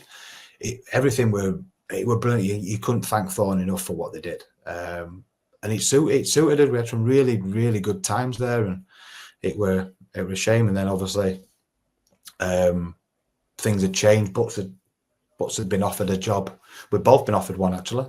He'd been offered to do the YDP at Scunny, and I'd been offered to do the foundation. But at the time, there were a bit of whether they were going to still be in existence, if you want to say that. And it was just hard. I said I had a job at the time. I didn't really want to leave, because if I left, I was going to have to go and do that, and I'd probably have to give up the bells.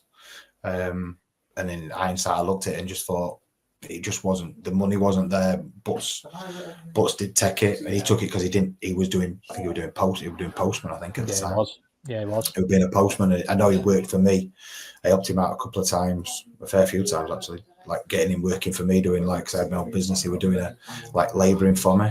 It wasn't bad actually, all right on the show. That was about it. But yeah, I had him a couple of labouring, and he did get mucked in, and we did loads of jobs together, and then he just decided, and I think we played Long Eaton, I think, and he said that he'd made his mind up. I knew the week before I'm going. Anyway, I've got to go. I've got to take this opportunity at Scunny, and it's my way into football again. I was like, oh, okay. So, yeah, disappointing, like I say, when he went. But I'd actually said to Russ, and Russ said, "Well, look, I'm going to put you forward for the job." And I said, "Well, look, I'm not going through an interview process. I've been here 5-6 years, or I think it was 4 or 5, 6 years. Yeah. I'm not going through an interview process. We know the girls, we know how they play. But if they want me to go through an interview process, I'll do team till you get someone else in." And then, so I said, "But you need to let me know." So I think on the Monday morning, I got a call from Russ, and spoke to Gavin Baldwin. And Russ said, "I just want you to continue." And what myself and Butts had built, we just tried to build on that. I think we did. Like I say, by the end of that year, we'd got like VOs. We'd got a VO camera. We did analysis. What's his name? The players had actually, the men's first team had put some money into, out of the Christmas money, what they'd all saved up through fines. They actually put money into to help buy the VO. And I think Butts bought the VO himself, or bought it through that. But the players had played a lot of it. So Donny first team players had paid for that.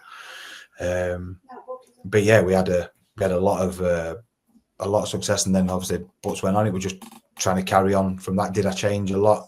Probably changed a little bit, but got Dan Saltz in as my assistant. He came in. Had Kay, physio, really good.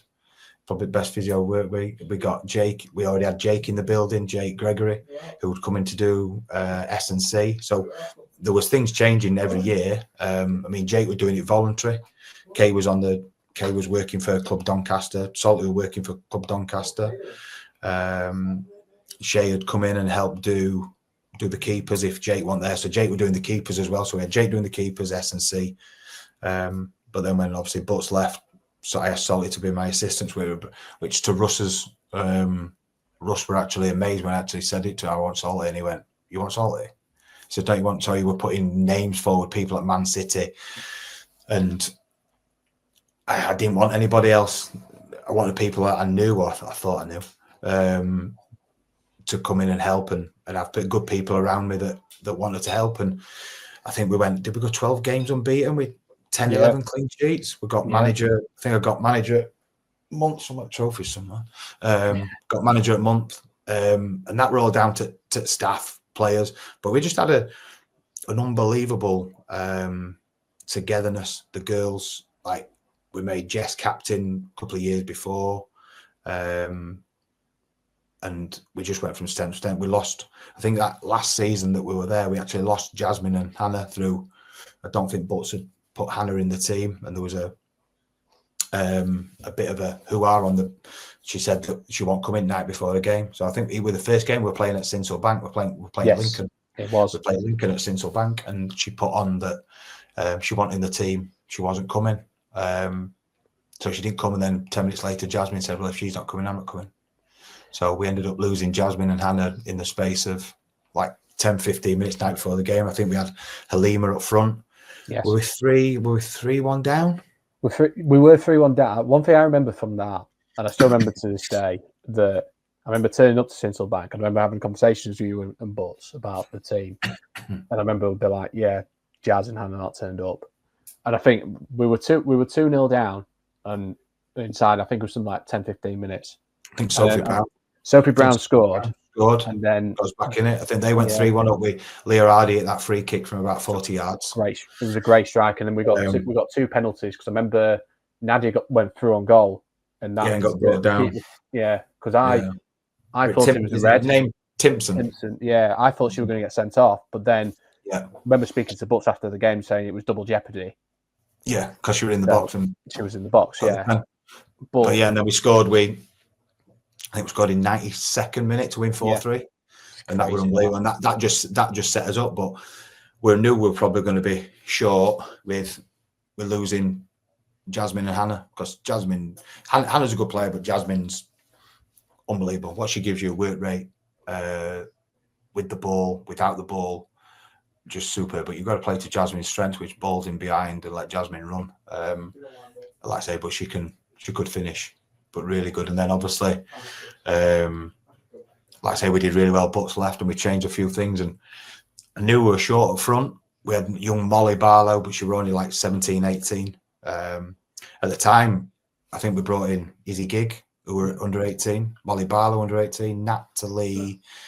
Manishik. Under 18. Shannon Durkin. She came in. What else did we have? Freya, under 18. Yeah. So we brought in loads of players. Louisa Barraclough, under 18. So I think we had about 9. Abby Coley, gave her a debut. Who's gone back there to play now. She was 16 at the time. We would have signed Katie Yates, but the deadline was on the Friday, and Katie was 16 on the Saturday, so we couldn't sign her. There was no leeway, so we had to leave her.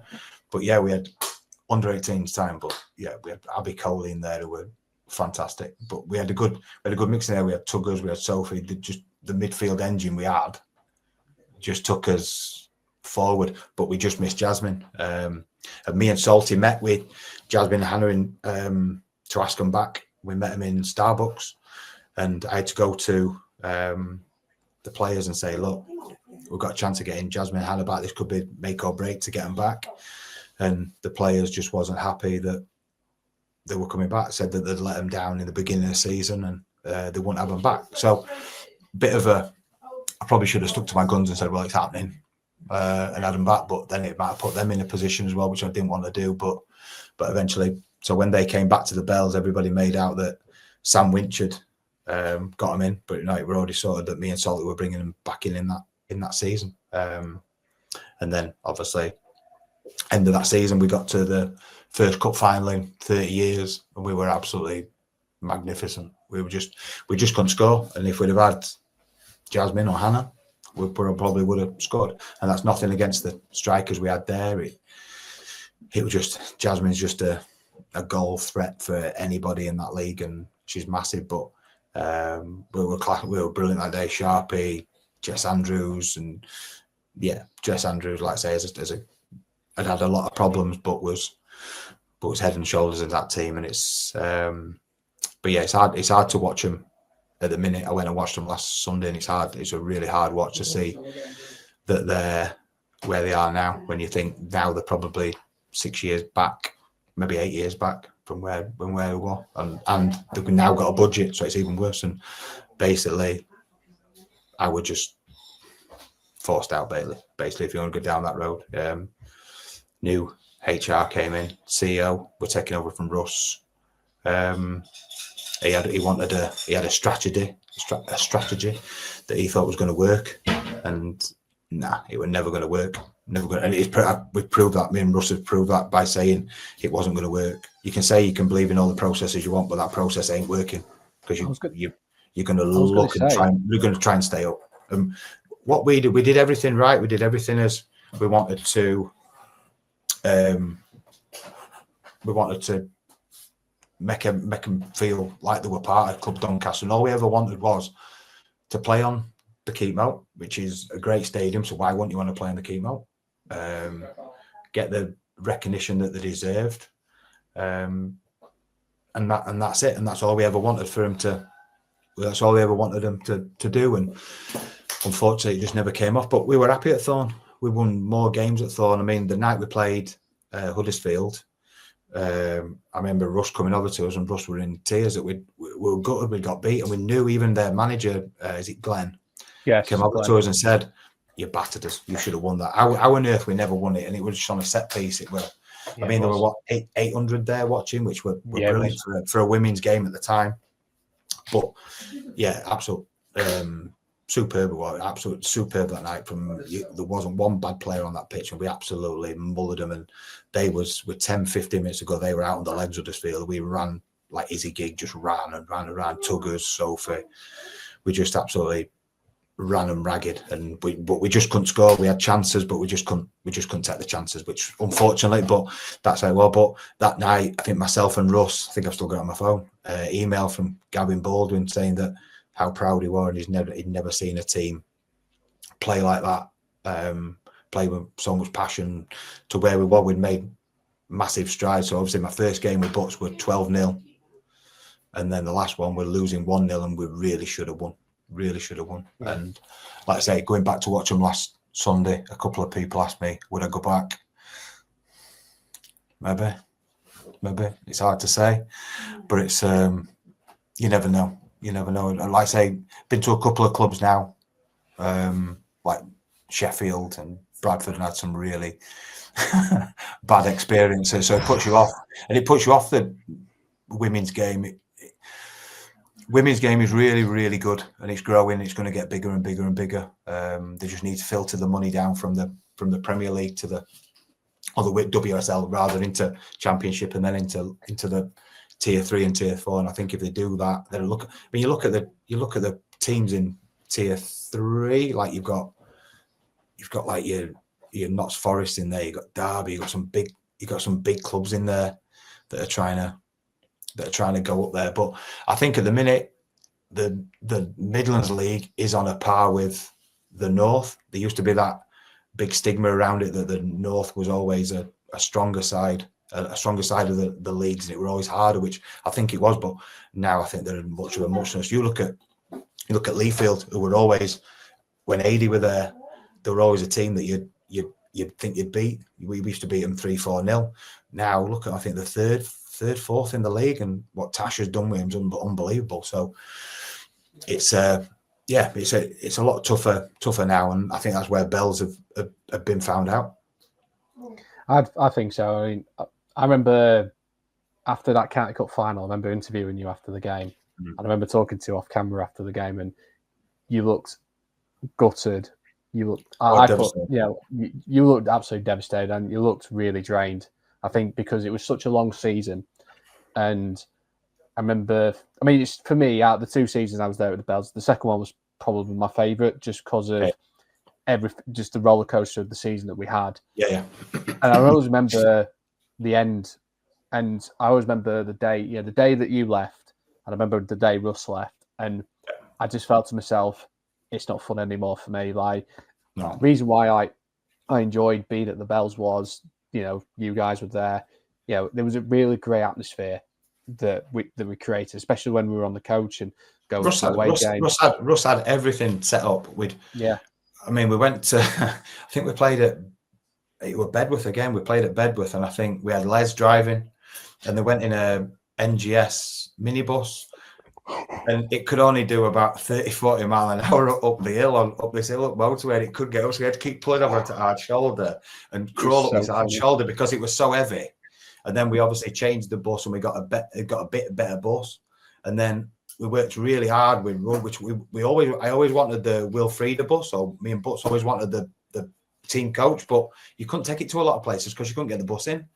But we ended up getting NGS, got one. They brought a new 33-seater. Brilliant. Had everything on, plugs, chargers. And we had Les and Melanie, who were, again, great people who helped out, go to every game if they can. You had Alan doing the announcements and tannoy and stuff like that. Yeah. Everybody were helping out. You had Trace had come and help, and Jackie, Russ's wife, had come out. Everybody was mucking in together, and they had everything was really in a really good place. And we just missed out. I think the year before we missed out by a point to Baldermere, when really we should have beat teams, and we just couldn't get over that line. And then same again the year after. I think we went to Long Eaton, didn't we? I think we were 1-0 down, 1-0 up, 2-1 up, and they scored late on, and that blew us chances. But you're always going to be hard to catch, like your Wolves, your Loughboroughs, your Peterboroughs, Stourbridge. But Stourbridge. I mean, when you think of Stourbridge, we had no budget whatsoever, and they can say what they want, but they had a massive budget. They had a massive budget from what we were, and they'll probably turn around, and if anybody ever watches this, and they'll say, "No, we don't." Yeah, you did. And we were doing it on the only player we ever paid was Leah Hardy, and we bought Leah Hardy in, and we paid her £30 just for expenses. That's the only payer in 6 years at Donny. That's the only payer we ever played. We never gave anybody. And then obviously Leah had a few problems and went back. A really good player though, Leah. I'd worked with Leah at my mate's team before. I think before she went to the States and then came back. But yeah, really, really good player. But yeah, just a frustrating time there because I think we had everything in place, and then people come in and want to change it, and obviously they've not changed it for the best. And you see it now, and it was sad to watch last week. I must admit, really sad to watch how they come. They've still got some good players there. It's like I say, but they've lost a fair few. I mean, actually she works with Donny City now. Izzy Trevelyan. She's she's physio there, did a degree, and now she's physio for Donny City. So, and she stopped playing, but she's probably the best player I've worked with. As good with her right foot as she is a left foot, but superb person. But yeah, one of the best players. But we had some great times there, and unfortunately, good things come to an end. We certainly did. And I remember, I know you had a spell at Bradford City, of course, as manager, and then of course you came to Sheffield FC when I was there. And looking back at the time at Sheffield, I mean, again, there was a lot of controversy with stuff, with social media wise, which again, I'm not going to go too much into it. But look, Sheffield FC. I mean, for me, was a club was on the slide. They didn't have a good start to the season. Yeah, you're chopping and changing managers, and I still say, I still talk to you about this now. Is that day when we played Peterborough and we lost 5-2, and we were playing at Diddington, and I remember doing that interview with you after the game, and you just looked broken. I mean, was that, in terms of management, was that like the toughest time? Bradford were a tough one. Didn't really expect. I don't really use LinkedIn, and I got a message on LinkedIn from Kasim, who was the chairman or director or whatever he was, but he'd done the team for the last year and took them down. He got them relegated. A lot of players had left. Went and spoke to him, and he basically sold me a dream, told me the world, and sort of fell into it. And then took Salty with me again, took Jake with me. So we had everything set up. When we got there, we had 6 players, had no players. So we signed a load of players. When we had trials, and he wanted to go first team 23s, 21s. But we just didn't have enough for 21s. So we ended up having a first team, got the first team sorted, got the 23s sorted, but we didn't have enough for 21s. There were people working behind. I think she's manager of, a young girl called Kate. I think she's working for Harrogate. I think she's the Harrogate town manager, I think. So she's working in football. Really good with the 23s. There was another guy, but then all of a sudden there were arguments with Kasim. Brought in Kanisha Underdown from Leeds. Brought in who else would we bring in? Trying to think. couple of midfielders, a couple of strikers. Alea brought her in from Leeds with Kenesha, who on the Rick Passmore had obviously recommended them. So we got a team sorted. I think first game we won 6-7-1 maybe. Can't remember who we played. And then we did training on the Thursday, and he always used to sit there because, bearing in mind, you're only a low-level coach. He took him down that season. I think I'd done something around the 18-yard box. And then at the game, he just said to the girls, we got beat 5-0 at Alnwick. We lost the centre half, lost a midfielder and the striker. And went to Alnwick. And it was strange because the team went up on a minibus, like a luxury team, a minibus that were accompanying Bradford. We went up in a Mercedes Vito, just the coaches. So we went up separate. And it were bizarre. And then after the game, he came in. And he just went, I want to ask you girls, were you set up right? And the girls have gone, yeah, we knew things. And I told them they've got 2 blonde players. One will play up front, one will go down the wing. If we stop them, we'll win the game. We're going down the wing, crossing it. We never did it. We lost 3 players in. And then he just said, I don't think you're prepared right. I don't think you're right. And he was questioning me. And then I spoke to him on the way home. I said, well, what do you want to do? He went, I want to start picking the team with you. You know what? I want to start picking the team. I just went, right, okay. So I'd only done 2 games and then left because I wasn't having some chairman telling me who'd gotten relegated the year before, telling me how to go. And I think he's actually back to running team now. I think he is. Yeah. I think he is. So fair play to him, but it is what it is. And then kept it out. And then Russ rang me. I think the JB he'd left, hadn't he? I think he left, didn't he? Because they were near bottom. Yeah. So I remember it because he left it. He'd had a 3 or 4 game ban, which was pushed over because of an incident that happened at League, which was between the managers. So he had a stadium ban theoretically. So he basically didn't take the team for 3 games. Yeah. And so the game he came back for was I think it was the Solihull game, and we lost 2-0 and just got done on a counter attack. Yeah. And I remember JB leaving, and then it was so for the 2 games. And I remember you coming to the Lincoln City game, and it was Corey and it was Lou that took the team. Yeah. And I always remember because the first game they played Lincoln City in the cup. It was in the League Cup, and they won 2-1. So of course, obviously, great result. Lincoln City were a good side. Went to Shrewsbury as well, didn't he? Win the FA Cup in Shrewsbury. Yeah, went to Shrewsbury, took them to penalties, beat them on penalties, and then they got a draw against Lincoln City in the league. And then I think must have been 3 or 4 days after that was when you got appointed. Mate, it was bizarre. I met him on the Saturday morning. I meant to meet. He said, I met the chairman. Can't remember his name. I only saw him a couple of times. Richard. Richard Timms. So I met him. He messaged me and said, will you meet us? Come to the game. The men had got a game that afternoon, but if you come at 11, we'll have a meeting, an interview, and we'll go through everything. I think it was me and someone else. I think Mark Smith was in for it. So that's how I'd heard. So we'd gone for the job. Sat there, gets there. The men's game had been called off in the morning for a frozen pitch. So I've got up, didn't feel well at all. But my missus was saying, don't go. I said, I've got to. So I got changed, got ready, drove over, sat there in the car park at 11 o'clock. No one there. So I'm thinking, a bit strange. So carries on. Got to 15:15, rang him, said, is this meeting on or is it done? No answer. So I thought, well, might as well 11:45. So I starts driving home. Gets on the M18, halfway down M18, phone rings. Sorry, mate, I forgot all about it. With game being off, I've gone shopping. So chairman had gone shopping. So he says, can you meet me tomorrow? Anyway, I'll come meet you. So we met him in Starbucks at Donny, just near B&Q. And he said, I'll come with Ryan Creswell. Okay. So I'll bring first team manager for men. Okay. So he came. He did the interview. So he interviewed me with Richard Timms and said, can you get players in? Yeah, I'll get players in for you. Right, okay. Should we give him a job? So Cresy did the actual interview. And then I used to see Ryan Creswell do his training.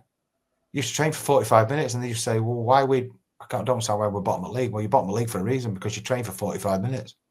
And hence, I think today, and he got sacked by Matlock today.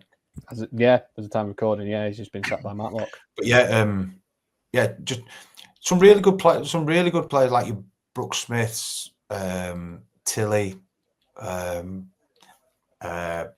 What's the name of that was gone to the Bells? Millie Fugler. Yeah, brilliant, great defender. Great defender. Another one, Rebecca, Eden. Yep. Had a really good team, Mo and people in there. But then you just had some absolute ones that were toxic, and that was a big thing. You were never going to get out of it. There were a couple in there that were bad eggs, and people were leaving. Players left because of there was. They said that it was a bad environment, and they tried to get them to stay because you were trying to get that right environment and that culture for them, but it were going to take time to do. And we managed to get a couple of players in. I think we got Sophie in, didn't we? We got Shannon in. But we just struggled. We had Holly Barker up front, who had played at Sheffield United and done really well. But then you just had some people that were just way off it. Just some players that were there. I'll say we had a keeper coach that was dreadful, awful. Kept him on. But like I say, brought Charlotte in, Dinsdale, who will be a really good coach. I know they've struggled at Lincoln, but I think she'll bounce back after that. And then Snods. So, like I say, my backroom staff of me, Snods, and Charlotte were probably better than what the men's first team were. But it was just a losing battle, mate. We like I say, for every time we got a game on, if a pitch were flooded, you were off for 3-4 weeks, and that's what happened to us. I don't think we played for 5 weeks, and then we ended up playing Peterborough. We're flying at the time, and we got beat 5-2 by just mistake after mistake after mistake, and we didn't realise it. And when we first took over, I think when the first game, Forest in the FA Cup, FA Cup, and we held them to 0-0, 1-0 at half time. Leah Kellogg were unbelievable. Absolutely unbelievable first half. Made some great saves, and even second half she was fantastic. She was mad as a bag of frogs, but unbelievable. One of the best keepers in that league by far. And I used to say to her, she could kick it, she could save, but unbelievable keeper for a women's game. And I think we ended up 7, but it just killed it. I think if we'd have carried on, but half time I think we could have been actually 2-1 up, couldn't we? We'd had some chances where someone had gone through and we'd just scuffed them wide, but they were a full-time outfit. We were training 2 nights a week, and they were a full-time outfit, and you're always going to. But even like going to that, Ryan Creswell there watching, reporting back to chairman. It was like, what is it? It is what it is. But no, it was a good club. We had people like there, the secretary Stuart, good club, physio. Everybody raved about him, not me. He diagnosed 2 cruciates and they want cruciates, so you put that doubt in people's heads. But you had good people. You had like Frank, who came and did Billy's partner, who came and did the kit, took it home, washed it. Unbelievable. I mean, he wasn't even getting paid for it. And then obviously when I went in, I said to him, look, you let me know and I'll get you reimbursed for it.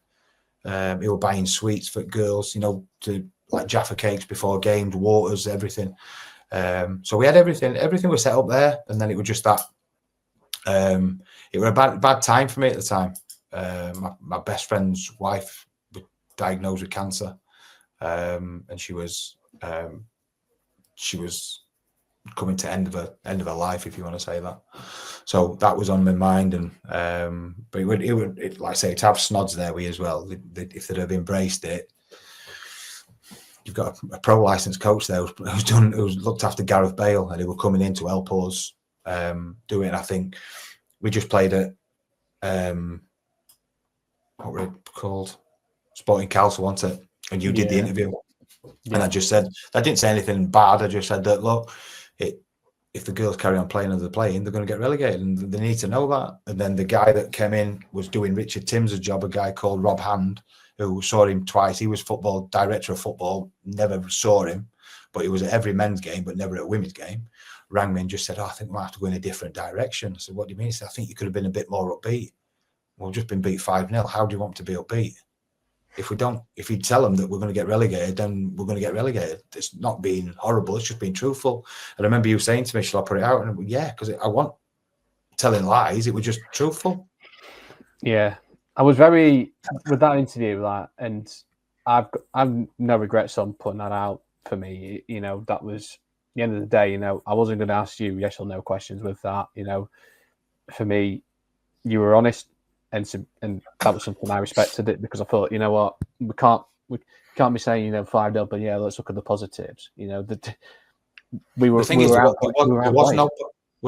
no positives. I mean, they ended up winning the league, and we were just outplayed. That team had been together for a good 4 or 5 years. He brought players in from Wolves, which they had a massive catchment area in Birmingham, so they could get players in. Whereas like Sheffield were at the bottom. And one thing I will say about girls' football, women's football, the girls are very loyal, very loyal. It's hard to get someone out of a club into another club because they'll say, "Oh no, I want to stay here because I'm playing with my mate.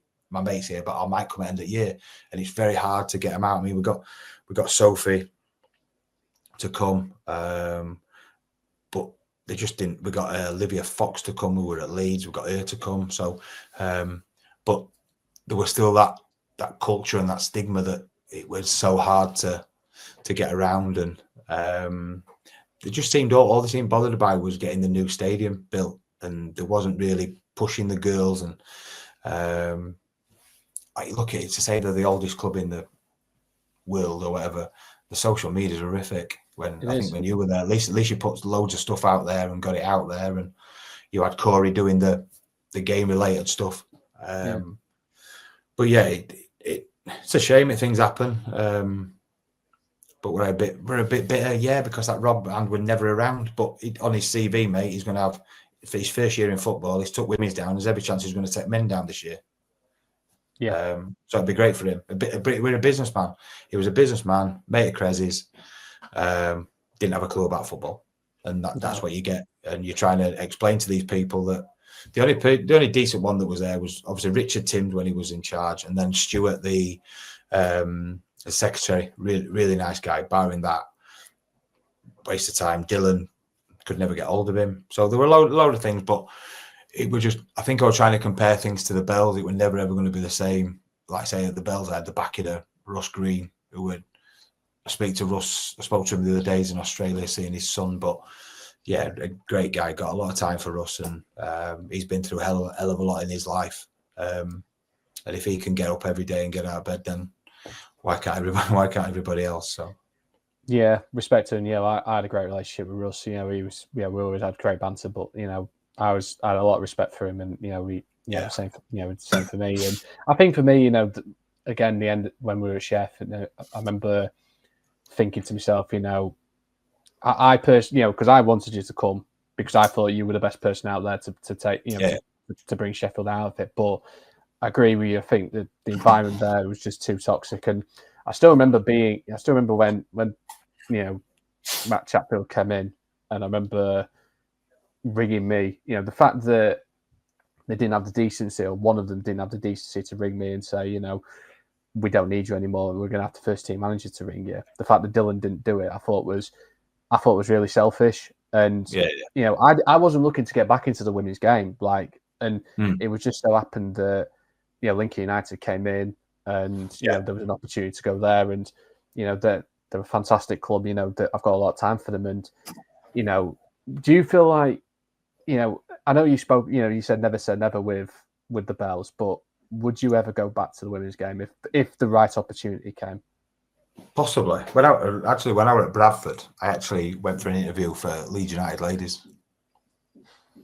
So I took the job, and Rick Passmore had said to me, I might have something for you in the next couple of weeks. And Rick moved to West Ham to be assistant, and went and had an interview with Adam Underwood for the Leeds United ladies. And I think I've got to be honest, that sort of swayed me as well. I thought if I can get in here, this would be unbelievable, because the potential Leeds had was off the scale. They had everything. And I really thought I could, if I went in there, I went in there for an interview and ended up doing I went in there for 4.5 hours doing a presentation. Had to do a full-on presentation of on a laptop how to work it. I had to get Shay to do all the graphics from it. So we did that. But yeah, that's the only one. I don't know. I quite enjoy doing the men's game. The men's game's a lot easier. You don't have as many problems in the men's game. Whereas, like, I spoke to someone the other day, and you don't realise what you have to look into. So obviously, like women's, a lot of things that, like, you have relationships in the women's game, which you don't in the men's, or if they're not come out. And then you have like the menstrual cycle, which you've got to think of as well. So there's a lot more that goes into the thinking of the women's game and that how the girls play. But I'll be honest, it made me a better coach working in the women's game of how you talk to the girls. You can't go in and give the girls a rollicking because they just crumble, and it's not like that. And it actually made me, or I personally think it made me a better coach. How to speak to people, how to respect people, and we always had that. Like I say, at the Bells, we had that respect. We always respected the opposition. Whatever we did, we respected the opposition. And we respected, but I would never say never. Never say never. Well, I went for one, got it, and then turned it down. Yes, I do. Got it at 10:30 and turned it down at 3:30. With a change of heart, but in hindsight, like I say, you look at, like I say, there was all that stuff on Twitter about me, but it went to the police, and obviously, but it's like I say, if you want to put it on there, fair enough, but at least have the balls to come and say to my face, don't do it behind my back, and that's what you had. I know who did it. The police knew who had a fair idea, but we just couldn't get a conviction. But we know who was behind it, but we just couldn't get it convicted. But like I say, people write it all the time, but I know we're a load of rubbish, load of shit, because people that know me genuinely know that I'm not that person. So like I say, you think of people that were said on the tweets and stuff like that. Like I say, look at Nadia Khan. I have Nadia coming and doing sessions with me. So Oti Lati coming and doing sessions with me, and then people I had around me, Charlotte and people like that. So yeah, people can write what they want, but like I say, if you haven't got the balls to say it to people's face, then don't say it. Yeah, I thought it was horrific. The amount of stuff that came out, and I thought, why? For me, like I said, I'm not going to go too much into it, but like for me, to take your actual time out to actually do something like that, you think. Do you know the worst thing about it, though? You know the first worst thing about it? Chef never did anything about it. No, they didn't. Never combated anything, and they knew about it. Dylan knew about it. Stuart knew about it, and they never did everything about it. And they said they would. Dylan said, I will put something out, and we'll combat it, and we'll get it blocked or get it done. It never happened, and I think that was a big thing, because stuff like that comes out and it's against you, and obviously that were a low time as well. Like I say, at the time, my best pal's wife was, I think she died in the March, but that were a horrific time. Times that I even sat here and said to my wife, I don't even want to be here, and that's how bad it was. And yet they were saying on there, you're going against people's mental health. Well, what were you doing to me? So you were on about the stuff about mental health, but you were doing exactly the same to me. So it were pot calling the kettle, and it was just like really hypocritical of what you were doing. But it is what it is, mate. Am I better out of it? Yeah, probably am. Yeah. Just can't be around people like that. And fought hard to get where I am. And then obviously, and like I say, working back in the men's game now. Really happy doing that. Of course, I was going to say, because nice little segue that actually with Donny. Well, going to Donny City. I know, very good, very good. I mean, Donny City then, because since they've come in, they're now 3 years old, and yes, there has been a lot of controversy of, there's been a lot of stories about them forming and everything else. When you've been there a while now, and of course, as of time recording, there's a few weeks ago they've just announced the big blueprint plan of the Centre of Excellence in terms of football. Yeah.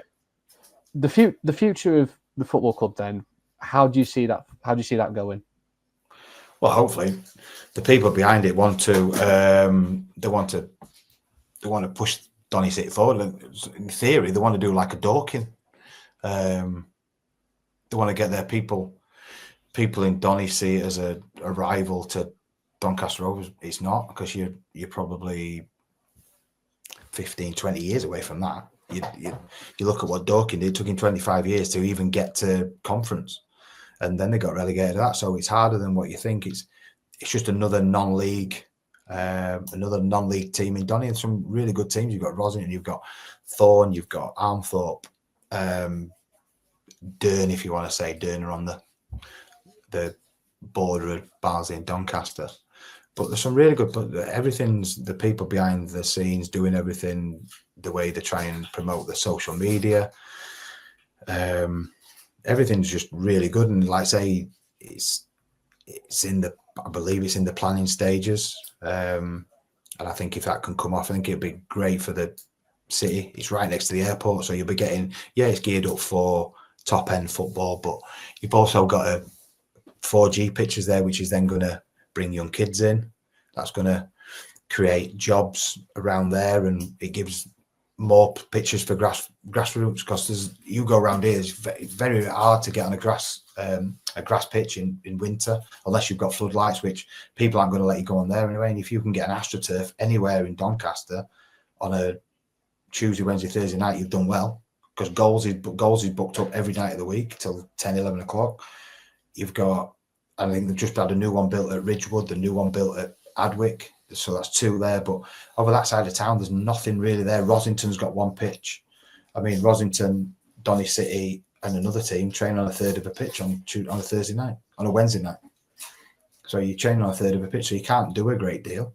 But I think if it comes on, I think if they get the planning, it'll be absolutely fantastic for the economy, for everything, for the community. And it is a community club. It's there. Like I say, not many teams give free kits away, whatever you want to say. They don't give free kits away to kids and whatever.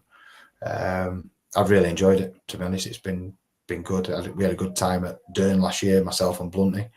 But I say I want to try and do it try and get another promotion as well, which is going to be hard, but who knows?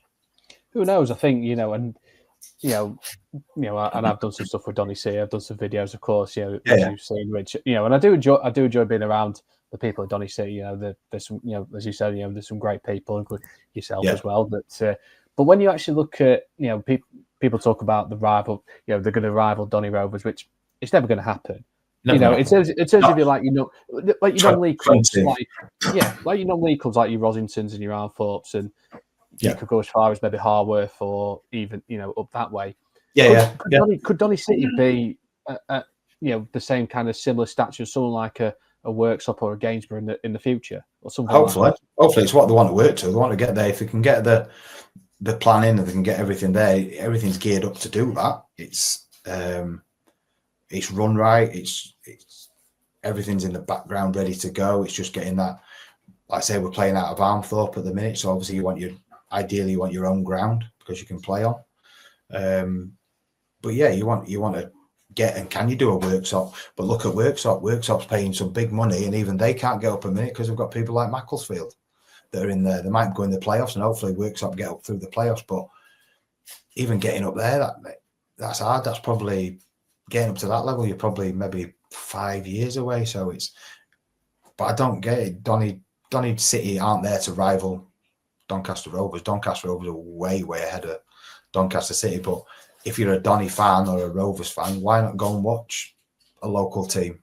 Like, go and watch it. If Donny are away, go and watch a local team, give them your support, help them get money and stuff like that, because they're trying to do everything right. It's a community club, and they're trying to get up the leagues, which is going to be hard because, like I say, you've got to look at Armthorpe, Rosington, who's been around this level for years. They've had money pumped in and then money took out and then pumped back in, and it is non-leagues hard. But like I say, there's teams throwing money around all over. Wakefield, Clay Cross, absolute piling. You'll know from your doing around non-league.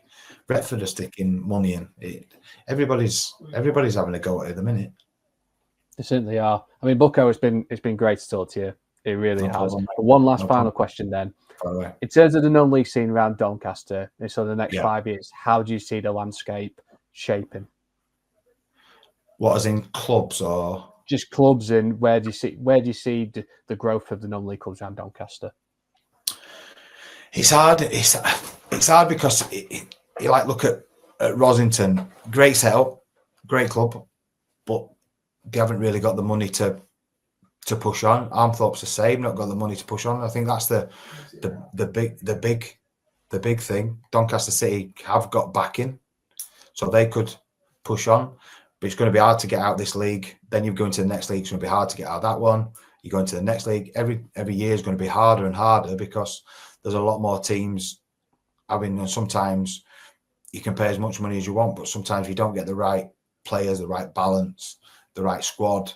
Then that can knock you back. But in 5 years, I would like to think that Doncaster City would maybe up, not the next league up or the 2 up after that. I think you have to get into that league and then stabilise yourself and see where you are. Then if you get to Christmas and you're up there, then you might be able to push a bit more money into it. But I think that's the big thing. You look at Harwood's been in this Central Midlands for years because there's a lot more teams even in that league paying money. There's some good teams in there. You've got Elite, you've got Hatfield. I thought were a very good team when we played them. Bentley, good team. So yeah, there's a lot of non-league teams, good non-league teams around Doncaster. So like I say, if people can get out and go and watch them, get out there and go watch them. So do, mate. Well, it's been a pleasure, mate. Thank you for coming on. No problem. Really enjoyed it. Tell you what an episode that was. Really great insight into his life, into his career with football, and for me, he's just, I've got someone. It's someone I've got a lot of time for, and I really do enjoy it. Thank you, Nick Buxton. Thank you for coming on. If you're new around, of course, drop a like, subscribe to the channel, and like I say, every Sunday night, 6 PM, a new podcast episode will be out. So, see you soon.